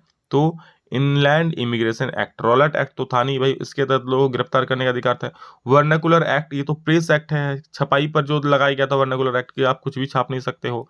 साइमन कमीशन भी तो था नहीं। ठीक है, तो क्या हो जाएगा इसका? इनलैंड इमिग्रेशन एक्ट, याद रखना, इसी के तहत लोगों को रोका जाता था। लेकिन जब गांधी जी ने आंदोलन शुरू किया, असहयोग आंदोलन, ठीक है, तो सभी लोग छोड़कर घर जाने लगे। अगला प्रश्न है, यहां से देखो, निम्नलिखित में से किस कानून ने ब्रिटिश सरकार को मक्का कहा? तो अभी तो कहा कुछ देर पहले, कॉर्न लॉ, कॉर्न कानून। ठीक है, चलिए ये सब अब आप लोग को पढ़ा चुके हैं। ठीक है, कि यूरोपीय सभ्यता का पालना किसे कहा जाता है दोस्तों? और ये सवाल पिछले साल पूछा गया सवाल है। यूरोपीय सभ्यता का पालना किसे कहता है? यूनान को दोस्तों यूरोपीय सभ्यता का पालना कहा जाता है, यानी कि गौ नंबर इसका बिल्कुल सही उत्तर हो जाएगा। अगला प्रश्न देखेंगे हम लोग, क्या है देखिए, बिस्मार्क निम्न में से क्या था? लेखक था, कवि था, नाटककार की कूटनीतिज्ञ? तो दोस्तों बिस्मार्क जो थे वो एक कूटनीतिज्ञ थे। ऑप्शन नंबर घ बिल्कुल सही हो जाएगा। ठीक है, बिस्मार्क क्या थे? कूटनीतिज्ञ थे। याद देखिए, वो लेखक तो थे नहीं, कवि भी थे नहीं, नाटककार भी थे नहीं, ठीक है, वो कूटनीतिज्ञ थे। और जर्मनी का, और क्या था, कहाँ का? जर्मनी का क्या था? चांसलर भी था। ठीक है, नेक्स्ट क्वेश्चन देखिए क्या बोल रहा है। अगला सवाल देख लो जल्दी से। यंग इटली के संस्थापक कौन था? तो यंग इटली के संस्थापक मेजीनी थे। कई बार मौजिनी नहीं, मौज मत करना है, मेजीनी होगा, या जिसेपे मेज़नी। ठीक है, अगला प्रश्न देखिए, जिन्होंने गुप्त संगठन का क्या किया था? यंग इटली बोलो या फिर गुप्त संगठन, इन सब का वो बनाया था। किस संधि द्वारा जर्मनी का एकीकरण पूरा हुआ? तो याद रखना, फ्रैंकफर्ट की संधि। जी हाँ दोस्तों, जर्मनी का एकीकरण किस संधि के द्वारा पूरा हुआ? फ्रैंकफर्ट की संधि। जर्मनी का एकीकरण अर्थात जर्मनी बहुत सारे राज्यों में विभाजित था, टूटा हुआ था, फिर उसको एक किया। कौन संधि? फ्रैंकफर्ट की संधि के दौरान, मतलब के सहारे। बेल्जियम में कौन सी भाषा बोलने वाले बहुसंख्यक है? मतलब बेल्जियम में कौन सी भाषा ज्यादा मात्रा में बोली जाती है? तो याद रखना, डच भाषा। जी हाँ दोस्तों, वहां पर डच भाषा जो है ना ज्यादा मात्रा में बोली जाती है, डच भाषी लोग ज्यादा है। लेकिन वही याद रखना, जो फ्रेंच भाषी लोग है भले कम है, बट वो समृद्ध लोग है। ठीक है, समृद्ध कौन है? फ्रेंच भाषी, ज्यादा अमीर अमीर है, ज्यादा ताकतवर है। लेकिन हाँ, वहाँ वहाँ कोई भेदभाव नहीं है भाई, सभी को बराबर का अधिकार मिला हुआ है बेल्जियम में, याद रखना। श्रीलंका में राजकीय धर्म क्या है? तो श्रीलंका में दोस्तों राजकीय धर्म बौद्ध धर्म है। ऑप्शन नंबर ग बिल्कुल सही उत्तर हो जाएगा इसका। श्रीलंका में राजकीय धर्म बौद्ध धर्म है। नेक्स्ट क्वेश्चन हम लोग का है, केंद्रीय और राज्य सरकार के अतिरिक्त सामुदायिक सरकार किस देश में काम करती है? ठीक है, केंद्रीय और राज्य सरकार के अतिरिक्त सामुदायिक सरकार जो है किस, मतलब किस देश में इनमें से सामुदायिक सरकार है? तो याद रखना, श्रीलंका जो है ना भाई, इसमें आप लोग का सामुदायिक सरकार है। किसमें? श्रीलंका में। ठीक है, एक मिनट, सॉरी सॉरी, श्रीलंका नहीं, श्रीलंका तो एकात्मक सरकार हो जाएगा ना भाई। इसमें हम लोग का जो सामुदायिक सरकार है वो बेल्जियम आपका सही उत्तर हो जाएगा। ठीक है, जो केंद्र सरकार, राज्य सरकार के अतिरिक्त भी एक सामुदायिक सरकार है, सामुदायिक स्तर की, तो ऑप्शन नंबर क बिल्कुल सही उत्तर हो जाएगा। लोकतंत्र की आत्मा क्या है जो विभिन्न सामाजिक समूहों के बीच टकराव को खत्म करता है? लोकतंत्र की आत्मा क्या है? तो भाई लोकतंत्र की आत्मा सत्ता की साझेदारी है। ठीक है, सत्ता की साझेदारी को ही लोकतंत्र की आत्मा बोलते हैं, क्योंकि भाई जब तक लोग सत्ता में भाग नहीं लेंगे, लोग चुनाव में भाग नहीं लेंगे, तो उसको हम लोग कैसे कह देंगे लोकतंत्र? नहीं, तो लोकतंत्र आत्मा क्या है? सत्ता की साझेदारी। ठीक है, अगला प्रश्न है 9 नंबर, किस राज्य में पवन और सौर ऊर्जा संसाधनों की बहुतायत है? पवन और सौर ऊर्जा कहां पर है भाई? राजस्थान में। ठीक है, राजस्थान में क्या है? पवन और सौर ऊर्जा का बहुतायत है, याद रखिएगा, बहुत महत्वपूर्ण सवाल है। अगला प्रश्न आपके सामने, दक्कन के पठार के क्षेत्र के उत्तर, और कमेंट करके जरूर बोलेगा 30 सवाल में से आप लोगों को कितना का जवाब आता था। और हाँ, एक नेक काम भाई जरूर कर देना, सबको क्या करना, शेयर करना, क्योंकि आपका एक शेयर किसी को अच्छा दिला सकता है नंबर। ठीक है भाई, किसी का अच्छा करोगे तो आपका भी अच्छा जरूर होगा। क्या पता आप जो पढ़ के जाओ वही सब एग्जाम में आ जाए, तो शेयर करना ही नहीं भूलना। आपके स्कूल जितने सारे दोस्त हैं ना, हर एक को शेयर कर दो, अभी का टाइम तो कर दो यार, एग्जाम सामने है। दक्कन के पठार के क्षेत्र के उत्तर पश्चिमी भागों में किस प्रकार की मिट्टी पाई जाती है? तो किस प्रकार की मिट्टी पाई जाती है? रेगूर, यार रेगर। और एक चीज याद रखना, रेगर मृदा को काली मृदा या फिर काली मृदा को रेगर मृदा भी कहा जाता है। ठीक है, नेक्स्ट क्वेश्चन, हमारे पास पेट भरने के लिए बहुत कुछ है लेकिन पेटी भरने के लिए नहीं। मतलब ये बात किसने कहा था? तो महात्मा गांधी जी ने ये बात कहा था। ठीक है, तो गांधी ये बात किसके थे? तो महात्मा गांधी जी के थे। ऑप्शन नंबर घ सही हो जाएगा जी। अगला प्रश्न देखेंगे हम लोग, 12 नंबर देखो, तट रेखा से कितनी दूर, क्या बोल रहा है? तट रेखा से कितनी दूरी का क्षेत्र सीमा अपवर्जक आर्थिक क्षेत्र कहलाता है। ठीक है, मतलब कह सकते हो कि किसी भी देश का तट रेखा से कितना दूरी तक वो अपना संपत्ति उस पर अधिकार जमा सकता है, तो 200 समुद्री मील तक। ठीक है, 200 समुद्री मील तक, समुद्र के अंदर 200 किलोमीटर तक, मतलब इस प्रकार कहा जाता है इसको। तो याद रखना 200 समुद्री मील तक अपना आर्थिक क्षेत्र कहलाता है या फिर अधिकार क्षेत्र कहलाता है। एक अमीर अमीर परिवार की लकड़ी नहीं, लड़की के लिए विकासात्मक लक्ष्य क्या हो सकता है। तो भाई जो अमीर परिवार की फिर से लकड़ी निकल रहा है, लड़की अधिक दिनों तक काम मिले, बिल्कुल भी नहीं। वो काम क्यों जाए भाई, अमीर है वो, उसके भाई को जितनी स्वतंत्रता मिलती है उतनी ही उसको मिले, बिल्कुल। इस पर वो झगड़ा करेगी वो लड़की, क्या कि आप पापा आपने मुझे मेरे भाई को अधिकार दिया इतना, मुझे क्यों नहीं, मैं भी पार्टी में जाऊंगा, मैं ही पढ़ाई करूंगी, मैं ही बाहर जाऊंगी। तो उसके भाई को जितनी स्वतंत्रता मिले उसको भी उतनी मिलनी चाहिए। ये उसका विकासात्मक, मतलब उसको लगेगा हाँ चलो भाई ये उसके लक्ष्य हो सकते हैं। मानव विकास रिपोर्ट कौन जारी करता है। तो भाई मानव विकास रिपोर्ट कौन जारी करता है, संयुक्त राष्ट्र विकास संघ यानी कि यूएनडीपी। ऑप्शन नंबर जो है घ बिल्कुल सही उत्तर हो जाएगा। इसमें से शरीर का पोषण स्तर ज्ञात करने के लिए किसका प्रयोग किया जाता है। तो भाई शरीर द्रव्यमान सूचकांक, बीएमआई मतलब बॉडी मास इंडेक्स। ठीक है, इसमें से पोषण स्तर मतलब भाई कौन किसका कितना वेट है, तो शरीर का द्रव्यमान निकाल के तो बताओगे भाई। कोई अगर हल्का है भारी है तो इसका आधार भी, जो हल्का है उसको पोषण कम मिल रहा है, जो अच्छा है उसको पोषण ज्यादा मिल रहा है। तो पोषण का स्तर का ज्ञात किससे होता है, शरीर द्रव्यमान सूचकांक से, बीएमआई बॉडी मास इंडेक्स से। अगला प्रश्न है, कॉमनवेल्थ तथा न्यू इंडिया का प्रकाशक किसने किया था। कॉमनवेल्थ तथा न्यू इंडिया का प्रकाशक किसने किया था, तो इसको किया था एनी बेसेंट ने, याद रखना। ऑप्शन नंबर ए बिल्कुल सही उत्तर हो जाएगा। ठीक है, और देखो इंग्लिश वालों का इंग्लिश में भी लिखा हुआ है, कोई दिक्कत नहीं है। कॉमनवेल्थ तथा न्यू इंडिया का प्रकाशन किसने किया था, एनी बेसेंट ने किया था। अगला प्रश्न है, all India trade union Congress की स्थापना कब हुई, किस वर्ष हुई। ऑल इंडिया ट्रेड यूनियन, देखो ऑल इंडिया ट्रेड यूनियन ये नाम है, ऑल इंडिया ट्रेड यूनियन, इसकी स्थापना कब हुई।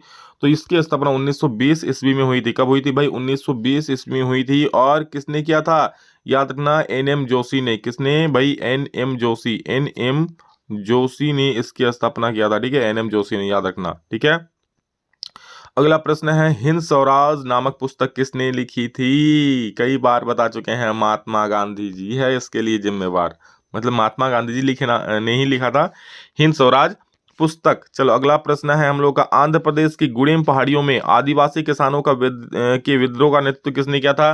तो इसका अल्लूरी सीताराम राजू ने किया था। ठीक है, और लोग कहते थे उस पर भगवान की दया है, भगवान कुछ मतलब शक्ति है उनके पास, इस प्रकार से कहते थे, अल्लूरी सीताराम राजू के पास। ठीक है, और उन आदिवासियों का नेतृत्व इसी ने किया था।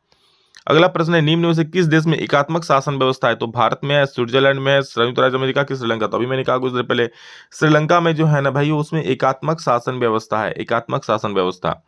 अगला प्रश्न है, संघीय शासन व्यवस्था का प्रमुख उद्देश्य क्या है। संघीय शासन व्यवस्था का प्रमुख उद्देश्य, मेन मोटो क्या है उसमें।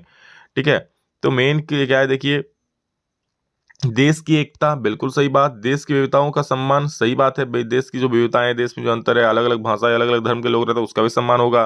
ठीक है, इसमें संघीय शासन व्यवस्था में। ठीक है, अगला है, विभिन्न स्तर पर सत्ता का बंटवारा, बिल्कुल विभिन्न स्तर पर सत्ता का बंटवारा होता है, जैसे कि केंद्र सरकार, राज्य सरकार और स्थानीय सरकार की भी सत्ता का बंटवारा हो जाएगा। यानी कि जो सर सब सही बोल रहे हो बिल्कुल, यानी उपरोक्त सभी, यानी डी नंबर बिल्कुल सही उत्तर हो जाएगा इसका, उपरोक्त सभी। निम्न में कौन सुमेलित है। देखो संघ सूची में पुलिस बिल्कुल भी नहीं होता है, पुलिस भाई ये सब तो राज्य सूची में होता है। राज्य सूची में प्रतिरक्षा, बैंकिंग, संचार प्रणाली बिल्कुल भी नहीं, ये सब तो भाई ये संघ सूची में होता है। ये भी गलत हो गया, ये भी गलत हो गया। तो भाई सही कौन है, समवर्ती सूची में वन विभाग उत्तराधिकार आ गया ना सही। चलो सी नंबर बिल्कुल सही उत्तर हो जाएगा। जो समवर्ती सूची होता है ना, उसमें कानून बनने का अधिकार दोनों सरकार को होता है, राज्य सरकार और क्या, केंद्र सरकार। समवर्ती सूची में कौन कौन से विषय आते हैं, वन विभाग, उत्तराधिकार और भी कुछ कई आते हैं, लेकिन ये मेनली है। और अगला है अवशिष्ट शक्ति, राज्य सरकार बिल्कुल भी नहीं। अवशिष्ट शक्ति जो होता है वो केंद्र सरकार के पास होता है, मतलब ऐसी कोई शक्ति जो राज्य जो कानून, मतलब जिस पर कानून बनेगा, राज्य का नाम भी नहीं है और केंद्र का नाम भी, तो उस पर केंद्र सरकार बना सकता है कानून। अगला प्रश्न है, भारत की संघीय प्रणाली में राज्य सरकारें उन सभी विषयों पर कानून बनाने की शक्ति रखती है जो निम्नलिखित में शामिल है। बोला क्या, भारत की संघीय प्रणाली में कौन, राज्य सरकारें किस पर कानून बनाने का अधिकार रखती है भाई, जो राज्य सूची में हो। राज्य सूची में जो विषय होगा राज्य सरकार तो उसी पर तो कानून बना पाएगी, इसलिए इसका जो ऑप्शन बी होगा दोस्तों बिल्कुल सटीक उत्तर हो जाएगा। इसका कोई काट नहीं, कोई बाट नहीं, और परम सत्य उत्तर हो जाएगा ऑप्शन नंबर बी। अगला प्रश्न है, वन और वन्यजीव संसाधनों के संरक्षण की दृष्टि से जो वन सबसे मूल्यवान माने जाते हैं उन्हें क्या कहते हैं? बोला वन और वन्यजीव की दृष्टि से, मतलब हो सकता है वहाँ पर अच्छे अच्छे वन हो, पेड़ पौधे हो, अन्य मतलब वन्यजीव भी हो, तो इस कौन सा वन को कहा जाता है ऐसा? संरक्षित वन, निजी वन और अवर्गीकृत वन की, और एक चीज है आरक्षित वन। तो देखिए इसका मैंने कभी शायद एक वीडियो में आपको संरक्षित वन या आरक्षित वन कहा था, वो आंसर नहीं होगा। इसको परफेक्ट आंसर होगा ना आरक्षित वन। ठीक है, क्या हो जाए? आरक्षित वन इसका सही उत्तर हो जाए। ये एनसीईआरटी का उत्तर है। ठीक है, मुझे वो उत्तर कहीं और मिल रहा था इसलिए मैंने कहा दिया था, तो याद रखना क्या होगा? आरक्षित वन। ठीक है, जो सबसे मूल्यवान वस्तु में आता है, रिजर्व फॉरेस्ट जिसको हम लोग बोलते हैं।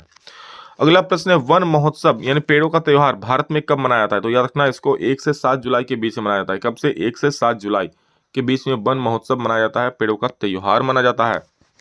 अगला प्रश्न है, भारतीय वन संरक्षण का मुख्यालय कहाँ है? भारतीय वन सर्वेक्षण का मुख्यालय कहाँ है भाई? शिमला में, नई दिल्ली में, देहरादून के, मुंबई। तो भारतीय वन संरक्षण यानी where is the headquarter of forest survey of India? That is Dehradun, यानी कि ऑप्शन नंबर सी बिल्कुल सही उत्तर हो जाएगा। अगला प्रश्न है 27 में, छोटा नागपुर क्षेत्र में मुंडा और संथाल जनजातियां किन पेड़ों की पूजा करते हैं? छोटा नागपुर क्षेत्र में मुंडा और संथाल जनजातियां भाई महुआ और कदम, आप लोग देखे होंगे खुद से, महुआ और जो कदम है ना उसको कदम भी बोलते हैं, उसी पेड़ की पूजा करते हैं। इमली का तो करते नहीं हो, नीम का तो करते नहीं हो, आम और नीम का तो करते नहीं हो, यानी महुआ और कदम के पेड़ों की पूजा करते हैं। ठीक है, और अगला प्रश्न है, अल्प बेरोजगारी तब होती है जब लोग क्या, मान लो एक खेत है उसमें से दो भाई काम कर रहा है, दो भाई एक्स्ट्रा बैठा, वो लोग भी लग जाता है, तो भाई क्या वो लोग पूरा क्षमता दे पाएगा? नहीं दे पाएगा। तो इसको इसी किस प्रकार से काम को ही बोलता है भाई अल्प बेरोजगारी, मतलब कुछ दिन काम थोड़ा काम तो करेगा बट उसको पेमेंट कम मिलेगा या जो भी है, अपनी क्षमता से कम काम कर रहे होते हैं। ठीक है, उसे क्या बोलते हैं? क्योंकि देखो अब खेत में तो वो फुल अगर क्षमता से काम कर सकता है, लेकिन भाई दो आदमी पहले से वही लोग से काम हो जा रहा है, तो बाकी जो दो आदमी होगा वो तो कम ही काम करेगा ना, ज्यादा काम तो करेगा नहीं, क्योंकि भाई जरूरत ही नहीं ज्यादा काम करने का, तो अपनी क्षमता से कम काम कर रहे हैं।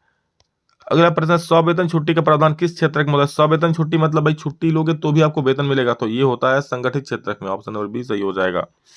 और अंतिम प्रश्न 30 नंबर, क्या है देखो फटाफट से, परिवहन, भंडार, संचार, बैंक सेवाएं और व्यवहार किस क्षेत्र की गतिविधि है? तो जहां भी परिवहन आएगा, भंडारण आएगा, बैंक आएगा, तो भाई सारे के सारे तृतीय क्षेत्र हो जाएगा। क्या हो जाएगा? तृतीय क्षेत्र हो जाएगा। तृतीय क्षेत्र बोले तो सेवा क्षेत्र, किसी को बोलते हैं सेवा क्षेत्र, तो सेवा क्षेत्र बोलो या फिर तृतीय क्षेत्र बोलो, यानी कि बी और सी इसका सही हो जाएगा जी। क्लियर है? वह राज्य जहां के राजनीतिक सत्ता उसके सांस्कृतिक सत्ता से मिलकर बनती है उसे क्या कहते हैं? बोला जहां का राजनीतिक सत्ता हुआ किसके सांस्कृतिक सत्ता से मिलकर बनती है उसे क्या बोलेंगे? कल्याणकारी राज्य बोलेंगे, राष्ट्र राज्य बोलेंगे, गणराज्य बोलेंगे, राजतंत्र। देखो सांस्कृतिक सत्ता से मिलकर बनती है क्या, तो उसे बोलेंगे क्या? राष्ट्र राज्य, यानी ऑप्शन नंबर बी बिल्कुल सही उत्तर हो जाएगा। ठीक है, नेक्स्ट क्वेश्चन चलिए देखिए क्या बोल रहा है, रक्त और लौह की नीति का अवलंबन किसने किया? बहुत महत्वपूर्ण है जी हाँ, रक्त और लौह नीति का अवलंबन सबको पता है बिस्मार्क ने किया था, तो ऑप्शन नंबर सी इसका बिल्कुल सही उत्तर हो जाएगा। ठीक है, रक्त और लौह नीति का अवलंबन किसने किया? बिस्मार्क ने। ठीक है, मतलब इतना कठोर नीति का अवलंबन। हिंद स्वराज, ठीक है, हिंद स्वराज नामक पुस्तक रचना किसने की? तो भाई हिंद स्वराज नामक पुस्तक रचना किसने की थी? महात्मा गांधी जी ने की थी। आप लोगों को पहले भी बताया गया है, तो बहुत महत्वपूर्ण सवाल, इसको याद रखिएगा। नेक्स्ट क्वेश्चन है, प्रथम गोलमेज सम्मेलन का आयोजन कब हुआ था? तो प्रथम गोलमेज सम्मेलन का आयोजन दोस्तों हुआ था 1930 में। कब हुआ था? 1930 में। और ये भी याद रखना कहाँ हुआ था भाई, कहाँ पे हुआ था? तो भाई लंदन में। कहाँ पे हुआ था? तो लंदन में हुआ था प्रथम गोलमेज सम्मेलन का आयोजन, याद रखना। बृहद उत्पादन व्यवस्था किस देश में आरंभ की गई? बृहद उत्पादन की जो व्यवस्था है, जो बड़ी बड़ी मात्रा में उत्पादन हुआ, कार का उत्पादन, कपड़ों का उत्पादन, ठीक है, तो कहाँ पर हुई थी? कहाँ पर? तो ये अमेरिका में हुआ था। कहाँ पर? अमेरिका में। ठीक है, ऑप्शन नंबर सी इसका सही उत्तर हो जाएगा, याद रखना। नेक्स्ट देखो, बृहद मतलब भी बड़ा, तो बड़ी मात्रा में उत्पादन, ये स्टार्टिंग अमेरिका में हुआ था। एशिया को यूरोप और उत्तरी अफ्रीका से जोड़ने वाले मार्ग को क्या कहते हैं? तो भाई आसान सवाल है, इसको बोलता है सिल्क मार्ग या फिर रेशम मार्ग। क्या बोलता है? सिल्क रूट या फिर रेशम रूट, रेशम मार्ग जो बोलना है, सिल्क मार्ग बोलो, सिल्क रूट बोलो, एक ही बात है। अगला प्रश्न, भारत में पहली जूट मिल कहाँ स्थापित की गई? बंगाल, मुंबई, मद्रास की बिहार? तो यहाँ बंगाल में दोस्तों पहली, जी हाँ, वेस्ट बंगाल, बंगाल में पहली जूट मिल की स्थापना की गई थी। ठीक है, और याद रखना जूट को सुनहरा रेशा भी कहा जाता है। हाँ, तो विश्व का सबसे बड़ा उद्योग कौन सा है? तो भाई सबसे बड़ा जो उद्योग है ना वो लौह इस्पात उद्योग है। ठीक है, और इसे दोस्तों आधारभूत उद्योग भी बोलते हैं। ठीक है, इसके बिना दूसरे उद्योग की चलती बंद हो जाएगी, तो ये सबसे बड़ा उद्योग है और इसके आधारभूत उद्योग भी बोला जाता है। भारत में पहला प्रिंटिंग प्रेस किन लोगों के द्वारा लाया गया? तो पहला प्रिंटिंग प्रेस दोस्तों पुर्तगालियों के द्वारा लाया गया था, तो ऑप्शन नंबर ए इसका सही उत्तर हो जाएगा। पहला प्रिंटिंग प्रेस किसके द्वारा लाया गया था? तो पुर्तगालियों के द्वारा। नेक्स्ट क्वेश्चन, जापान की सबसे पुरानी मुद्रित पुस्तक का नाम क्या है? तो याद रखना डायमंड सूत्र बहुत महत्वपूर्ण है। जापान में जो सबसे पुरानी पुस्तक सबसे पहली बार जो मुद्रित किया गया था, ठीक है, तो वो डायमंड सूत्र है था। पहला ऑप्शन नंबर डी सही हो जाएगा। 11वां देखिए क्या बोल रहा है, बेल्जियम में मुख्य रूप से कौन सी भाषा बोली जाती है? बेल्जियम में कौन सी भाषा बोली जाती है? जर्मन, डच, फ्रेंच की जर्मन? तो जर्मन भाषा दोस्तों, आप सॉरी, जर्मन और डच दोनों भाषा वहाँ पर बोली जाती है, ठीक है, सॉरी जर्मन बोले, जर्मन जर्मन, डच की फ्रेंच, ठीक है। इसका सही उत्तर क्या हो जाएगा? और यहाँ पे याद रखिए दोस्तों कि जर्मन, डच और फ्रेंच, ठीक है, तीनों भाषा वहाँ पर बेल्जियम में बोली जाती थी, ठीक है। और यहाँ पर और एक सवाल पूछता है कि डच बोलने वालों का प्रतिशत क्या है? तो याद रखना डच बोलने वाले वहाँ पर 59% लोग थे, ठीक है। वहीं फ्रेंच बोलने वाले लोग दोस्तों कम थे, लेकिन वो ज़्यादा समृद्ध थे। फ्रेंच बोलने कितना थे? 40%। तो बेल्जियम में मुख्य रूप से दो ही भाषा बोली जाती थी, ज़्यादा से ज़्यादा मतलब ज़्यादातर बोली जाने वाली भाषा डच और जो फ्रेंच था, लेकिन जर्मन भी कुछ मात्रा में जो 1% हुआ बचा कुछ अब बोला जाता था।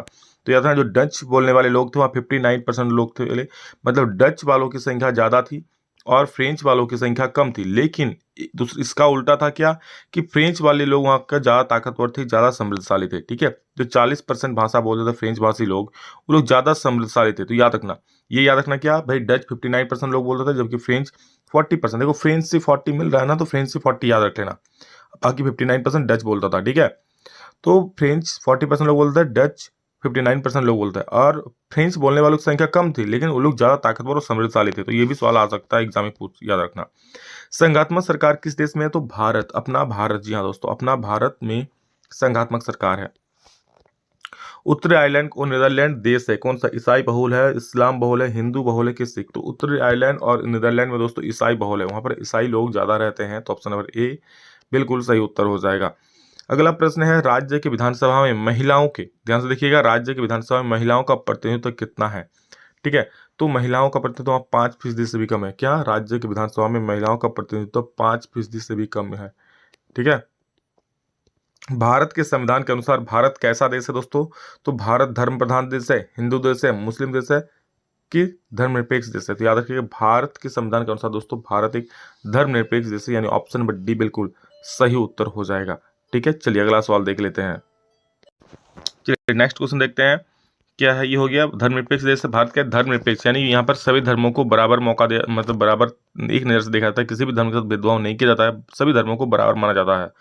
किस प्रकार की सरकार सबसे बेहतर मानी जाती है? तो इसमें भी कोई पूछने वाली लोकतांत्रिक सरकार, यानी लोकतंत्र जो सरकार है दोस्तों सबसे बेहतर मानी जाती है। ऑप्शन नंबर बी बिल्कुल सही हो जाएगा जी। अगला सवाल देखो, 17 नंबर, भारत में लोकतांत्रिक सरकार के कितने अंग है? लोकतांत्रिक सरकार के अंग कितने हैं? 2, 3, 4, 5? तो भाई लोकतांत्रिक सरकार के 3 अंग होते हैं। पता है क्या क्या क्या क्या होता है? पता है भाई, विधायिका, कार्यपालिका और न्यायपालिका। याद रखना, लोकतांत्रिक सरकार के 3 अंग होते हैं, ठीक है। नेक्स्ट है, भारतीय जनता पार्टी का मुख्य प्रेरक सिद्धांत क्या है? ठीक है, मुख्य प्रेरक सिद्धांत क्या है? तो उसका जो मुख्य प्रेरक सिद्धांत है सांस्कृतिक राष्ट्रवाद है, ठीक है। क्या हो जाएगा? सांस्कृतिक राष्ट्रवाद, यानी जो ऑप्शन नंबर सी है बिल्कुल सही उत्तर हो जाएगा, ठीक है, सांस्कृतिक राष्ट्रवाद। नेक्स्ट देखिए क्या बोल रहा है, भाषाओं को भारतीय संविधान की किस अनुसूची में रखा गया है? तो भाई 8वीं अनुसूची में भाषाओं को रखा गया है। और कितनी भाषाओं को रखा गया ये भी बोल दो, कितनी भाषाओं को लगा के रखा गया है? मैंने कई बार बताया, कमेंट करके इसका आंसर जरूर बोल देना कि 8वीं अनुसूची में जो रखा गया है भाषाओं को, कितनी भाषाओं को रखा गया है, ठीक है, इंपॉर्टेंट है।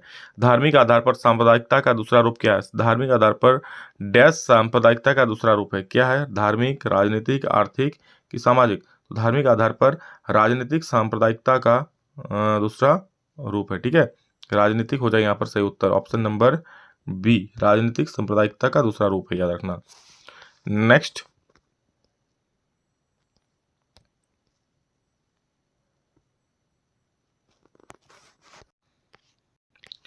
क्वेश्चन है, सूचना का अधिकार अधिनियम कब पारित किया गया? बहुत महत्वपूर्ण सवाल, याद रखना। सूचना का अधिकार दोस्तों 2005 ईस्वी में पारित किया गया, अक्टूबर 2005, यानी कि ए नंबर हो जाएगा, अक्टूबर 2005 दोस्तों। सूचना का अधिकार जिसको बोलते हैं आरटीआई, राइट टू इन्फॉर्मेशन, जिसके सहारे आप किसी भी सरकारी तंत्र महकमे से आप सूचना निकाल सकते हो। राष्ट्रीय उपभोक्ता दिवस कब मनाया था? तो याद रखना ये 24 दिसंबर को, जी हाँ 24 दिसंबर को दोस्तों राष्ट्रीय उपभोक्ता दिवस मनाया जाता है।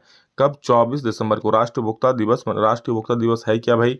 मतलब राष्ट्रीय उपभोक्ता मतलब भाई उपभोक्ता जो भी लोग सामान खरीदता है ना, उन लोग कोई धोखाधड़ी ना हो, जालसाजी ना हो, अच्छी सामान मिले, वही चीज़ यहाँ पर उपभोक्ता का मतलब उपभोक्ता संरक्षण नियम का अर्थ होता है, ठीक है। तो उस दिन को मतलब कौन सा दिन में सेलिब्रेट किया था? 24 दिसंबर को।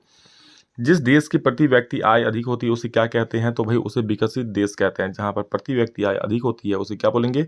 विकसित देश बोलेंगे। अगला प्रश्न है, तृतीय क्षेत्र का दूसरा नाम क्या है? तो तृतीय क्षेत्र का मतलब ही होता है दोस्तों सेवा क्षेत्र, सेवा करने वाला क्षेत्र होता है। कई बार हम बता चुके हैं, अब तो आप लोग एकदम नींद में ही बोलोगे भाई सेवा क्षेत्र होता है। सामर्थ्य, किसी देश का विकास किस आधार पर निर्धारित किया जा सकता है? तो किसी भी देश का विकास दोस्तों प्रति व्यक्ति आय, लोगों का स्वास्थ्य स्तर, उपरोक्त सभी किसके आधार पर निर्धारित किया जा सकता है? तो भाई ये सब कुछ देखा जाता है। किसी भी देश का जब विकास देखा जाता है ना, तो सब कुछ देखा जाता है। प्रति व्यक्ति आय भी देखा जाता है, औसत साक्षरता दर भी, कि लोग साक्षर है कि नहीं है, शिक्षित है कि नहीं है, वहाँ के लोगों का स्वास्थ्य स्तर क्या है, लोग स्वास्थ्य है कि नहीं है, कि बीमार है, सारा चीज़ देख करके किसी देश का पता लगा कि देश कितना विकसित है, कितना विकास कर रहा है। ठीक है। अगला सवाल है कि क्षेत्र कितने प्रकार के होते हैं? तो क्षेत्र दोस्तों 3 प्रकार के होता है। एक होता है प्राथमिक क्षेत्र, द्वितीय क्षेत्र, तृतीय क्षेत्र। ठीक है। यहाँ पर 3 प्रकार के क्षेत्र होते हैं। चलो अगला सवाल देख लो फटाफट से।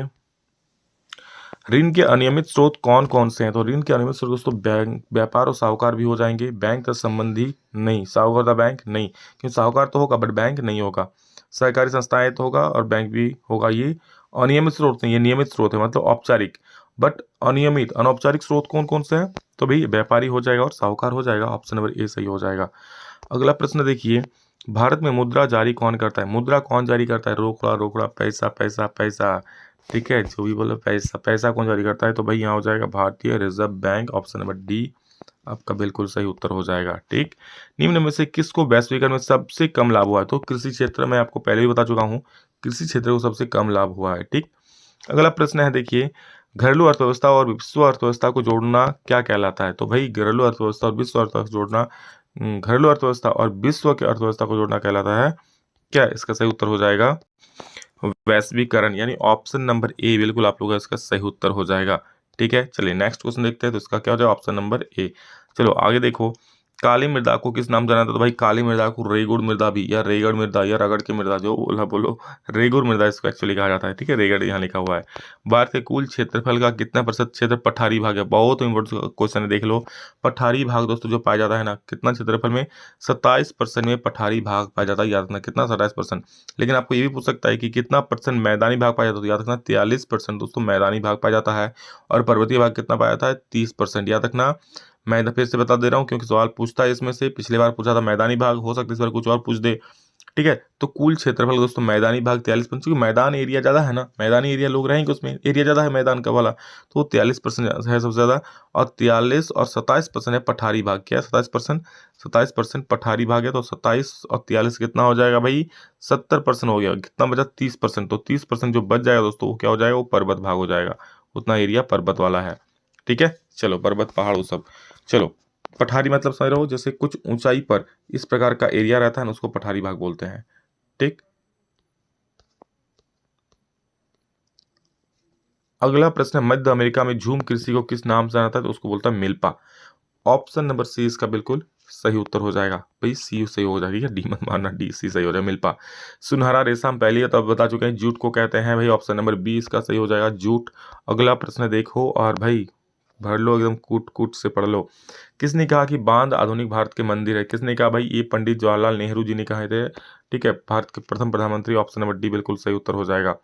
भारत का सबसे बड़ा बॉक्साइट उत्पादक राज्य कौन सा है? सबसे बड़ा बॉक्साइट उत्पादक राज्य कौन सा है? मध्य प्रदेश, झारखंड, उड़ीसा की उत्तराखंड।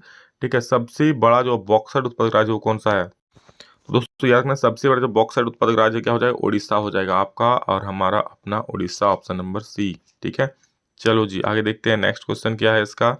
अगला प्रश्न है, भारत में जूट उत्पादन में किस राज्य का महत्वपूर्ण स्थान है? तो भाई बंगाल, वेस्ट बंगाल यानी पश्चिम बंगाल में सबसे ज्यादा मात्रा में जूट उत्पादक होता है। ऑप्शन नंबर बी सही हो जाएगा। ठीक है, और पहला जूट मिल भी वहीं पे लगाया गया था। सरिस्का वन्यजीव अभ्यारण्य किस राज्य में है? सरिस्का वन्यजीव अभ्यारण्य यहाँ पर कौन सा है? राजस्थान राज्य में। सरिस्का से राजस्थान में मैच हो रहा है तो राजस्थान को मार देना। ठीक है, ऑप्शन ए बिल्कुल इसका सही सटीक उत्तर हो जाएगा। अगला प्रश्न, निम्न में से परिवहन के प्रकार कौन कौन से हैं? परिवहन के प्रकार स्थल परिवहन, जल परिवहन, वायु परिवहन। भाई सभी कुछ परिवहन के मार्ग है, उपरोक्त सभी। आप लोग कमेंट करो कौन कौन सा परिवहन से गए हो। मुझे पता है आप लोग स्थल परिवहन किए होंगे, जल परिवहन भी किए, जल परिवहन नौका में तो चढ़े होंगे, बहुत कोई नहीं चढ़ा होगा। स्थल परिवहन तो सब कोई किया होगा, गाड़ी में वाड़ी में चढ़ा होगा। वायु परिवहन हो सकता है आप लोगों में से कोई कोई किए हो, एयरप्लेन में चढ़ा होगा। ठीक है, कोई अगर वायु परिवहन किया तो कमेंट करके बोलना सच्चा ईमानदारी से। ठीक है, मैं तो भाई नहीं किया हूँ अभी तक। सीमा सड़क संगठन कब बनाया गया था? तो सीमा संगठन कब बनाया, नहीं कब बनाया गया था।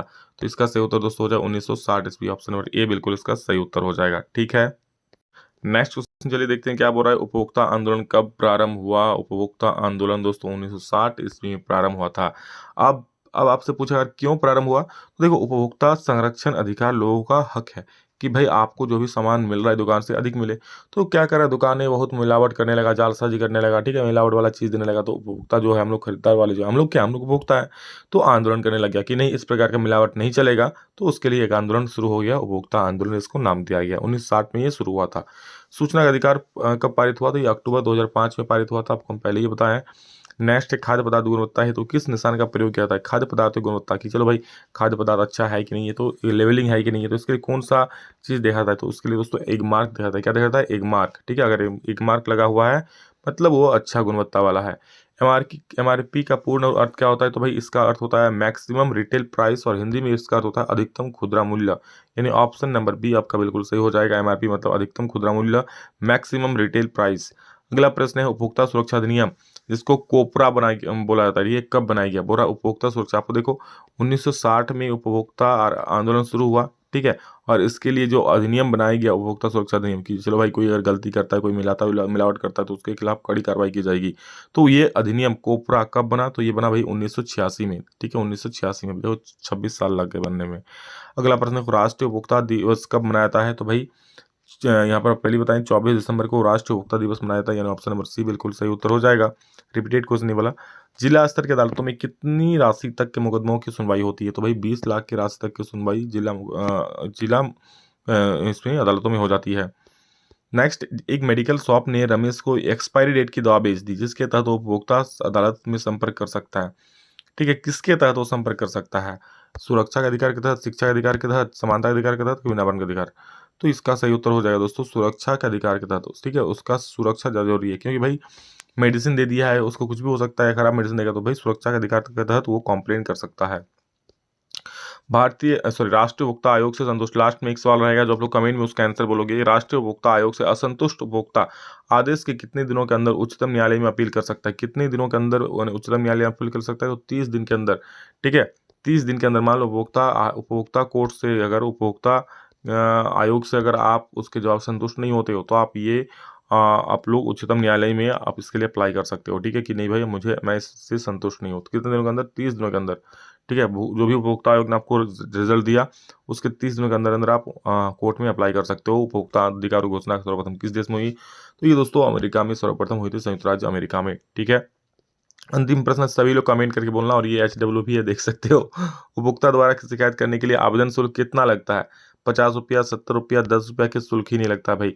जल्दी से बोल दो क्या कितना लगता है कमेंट करके। फरवरी 1 और सभी लोग फटाफट से। जी हाँ दोस्तों, अगर वीडियो जरा भी अच्छा लगा होगा तो एक काम जरूर कीजिएगा, अपने सारे दोस्तों को शेयर कीजिएगा। इस वक्त अगर आप अपने दोस्तों को शेयर नहीं कीजिएगा तो कौन करेगा, क्योंकि उसका भी थोड़ा भलाई हो। ठीक है, किसी का अच्छा करोगे भाई तो एग्जाम में अच्छा जरूर होगा, और अच्छा ही होगा, इनडायरेक्टली या डायरेक्टली हो। ठीक है, और चैनल पर आप पहली बार आए बस सब्सक्राइब कर ही लीजिएगा, आगे और भी अच्छे अच्छे वीडियोस आने वाले हैं। अभी के लिए इतना ही दोस्तों, नेक्स्ट में जल्द मिलेंगे, तब तक के लिए जय हिंद, वंदे मातरम।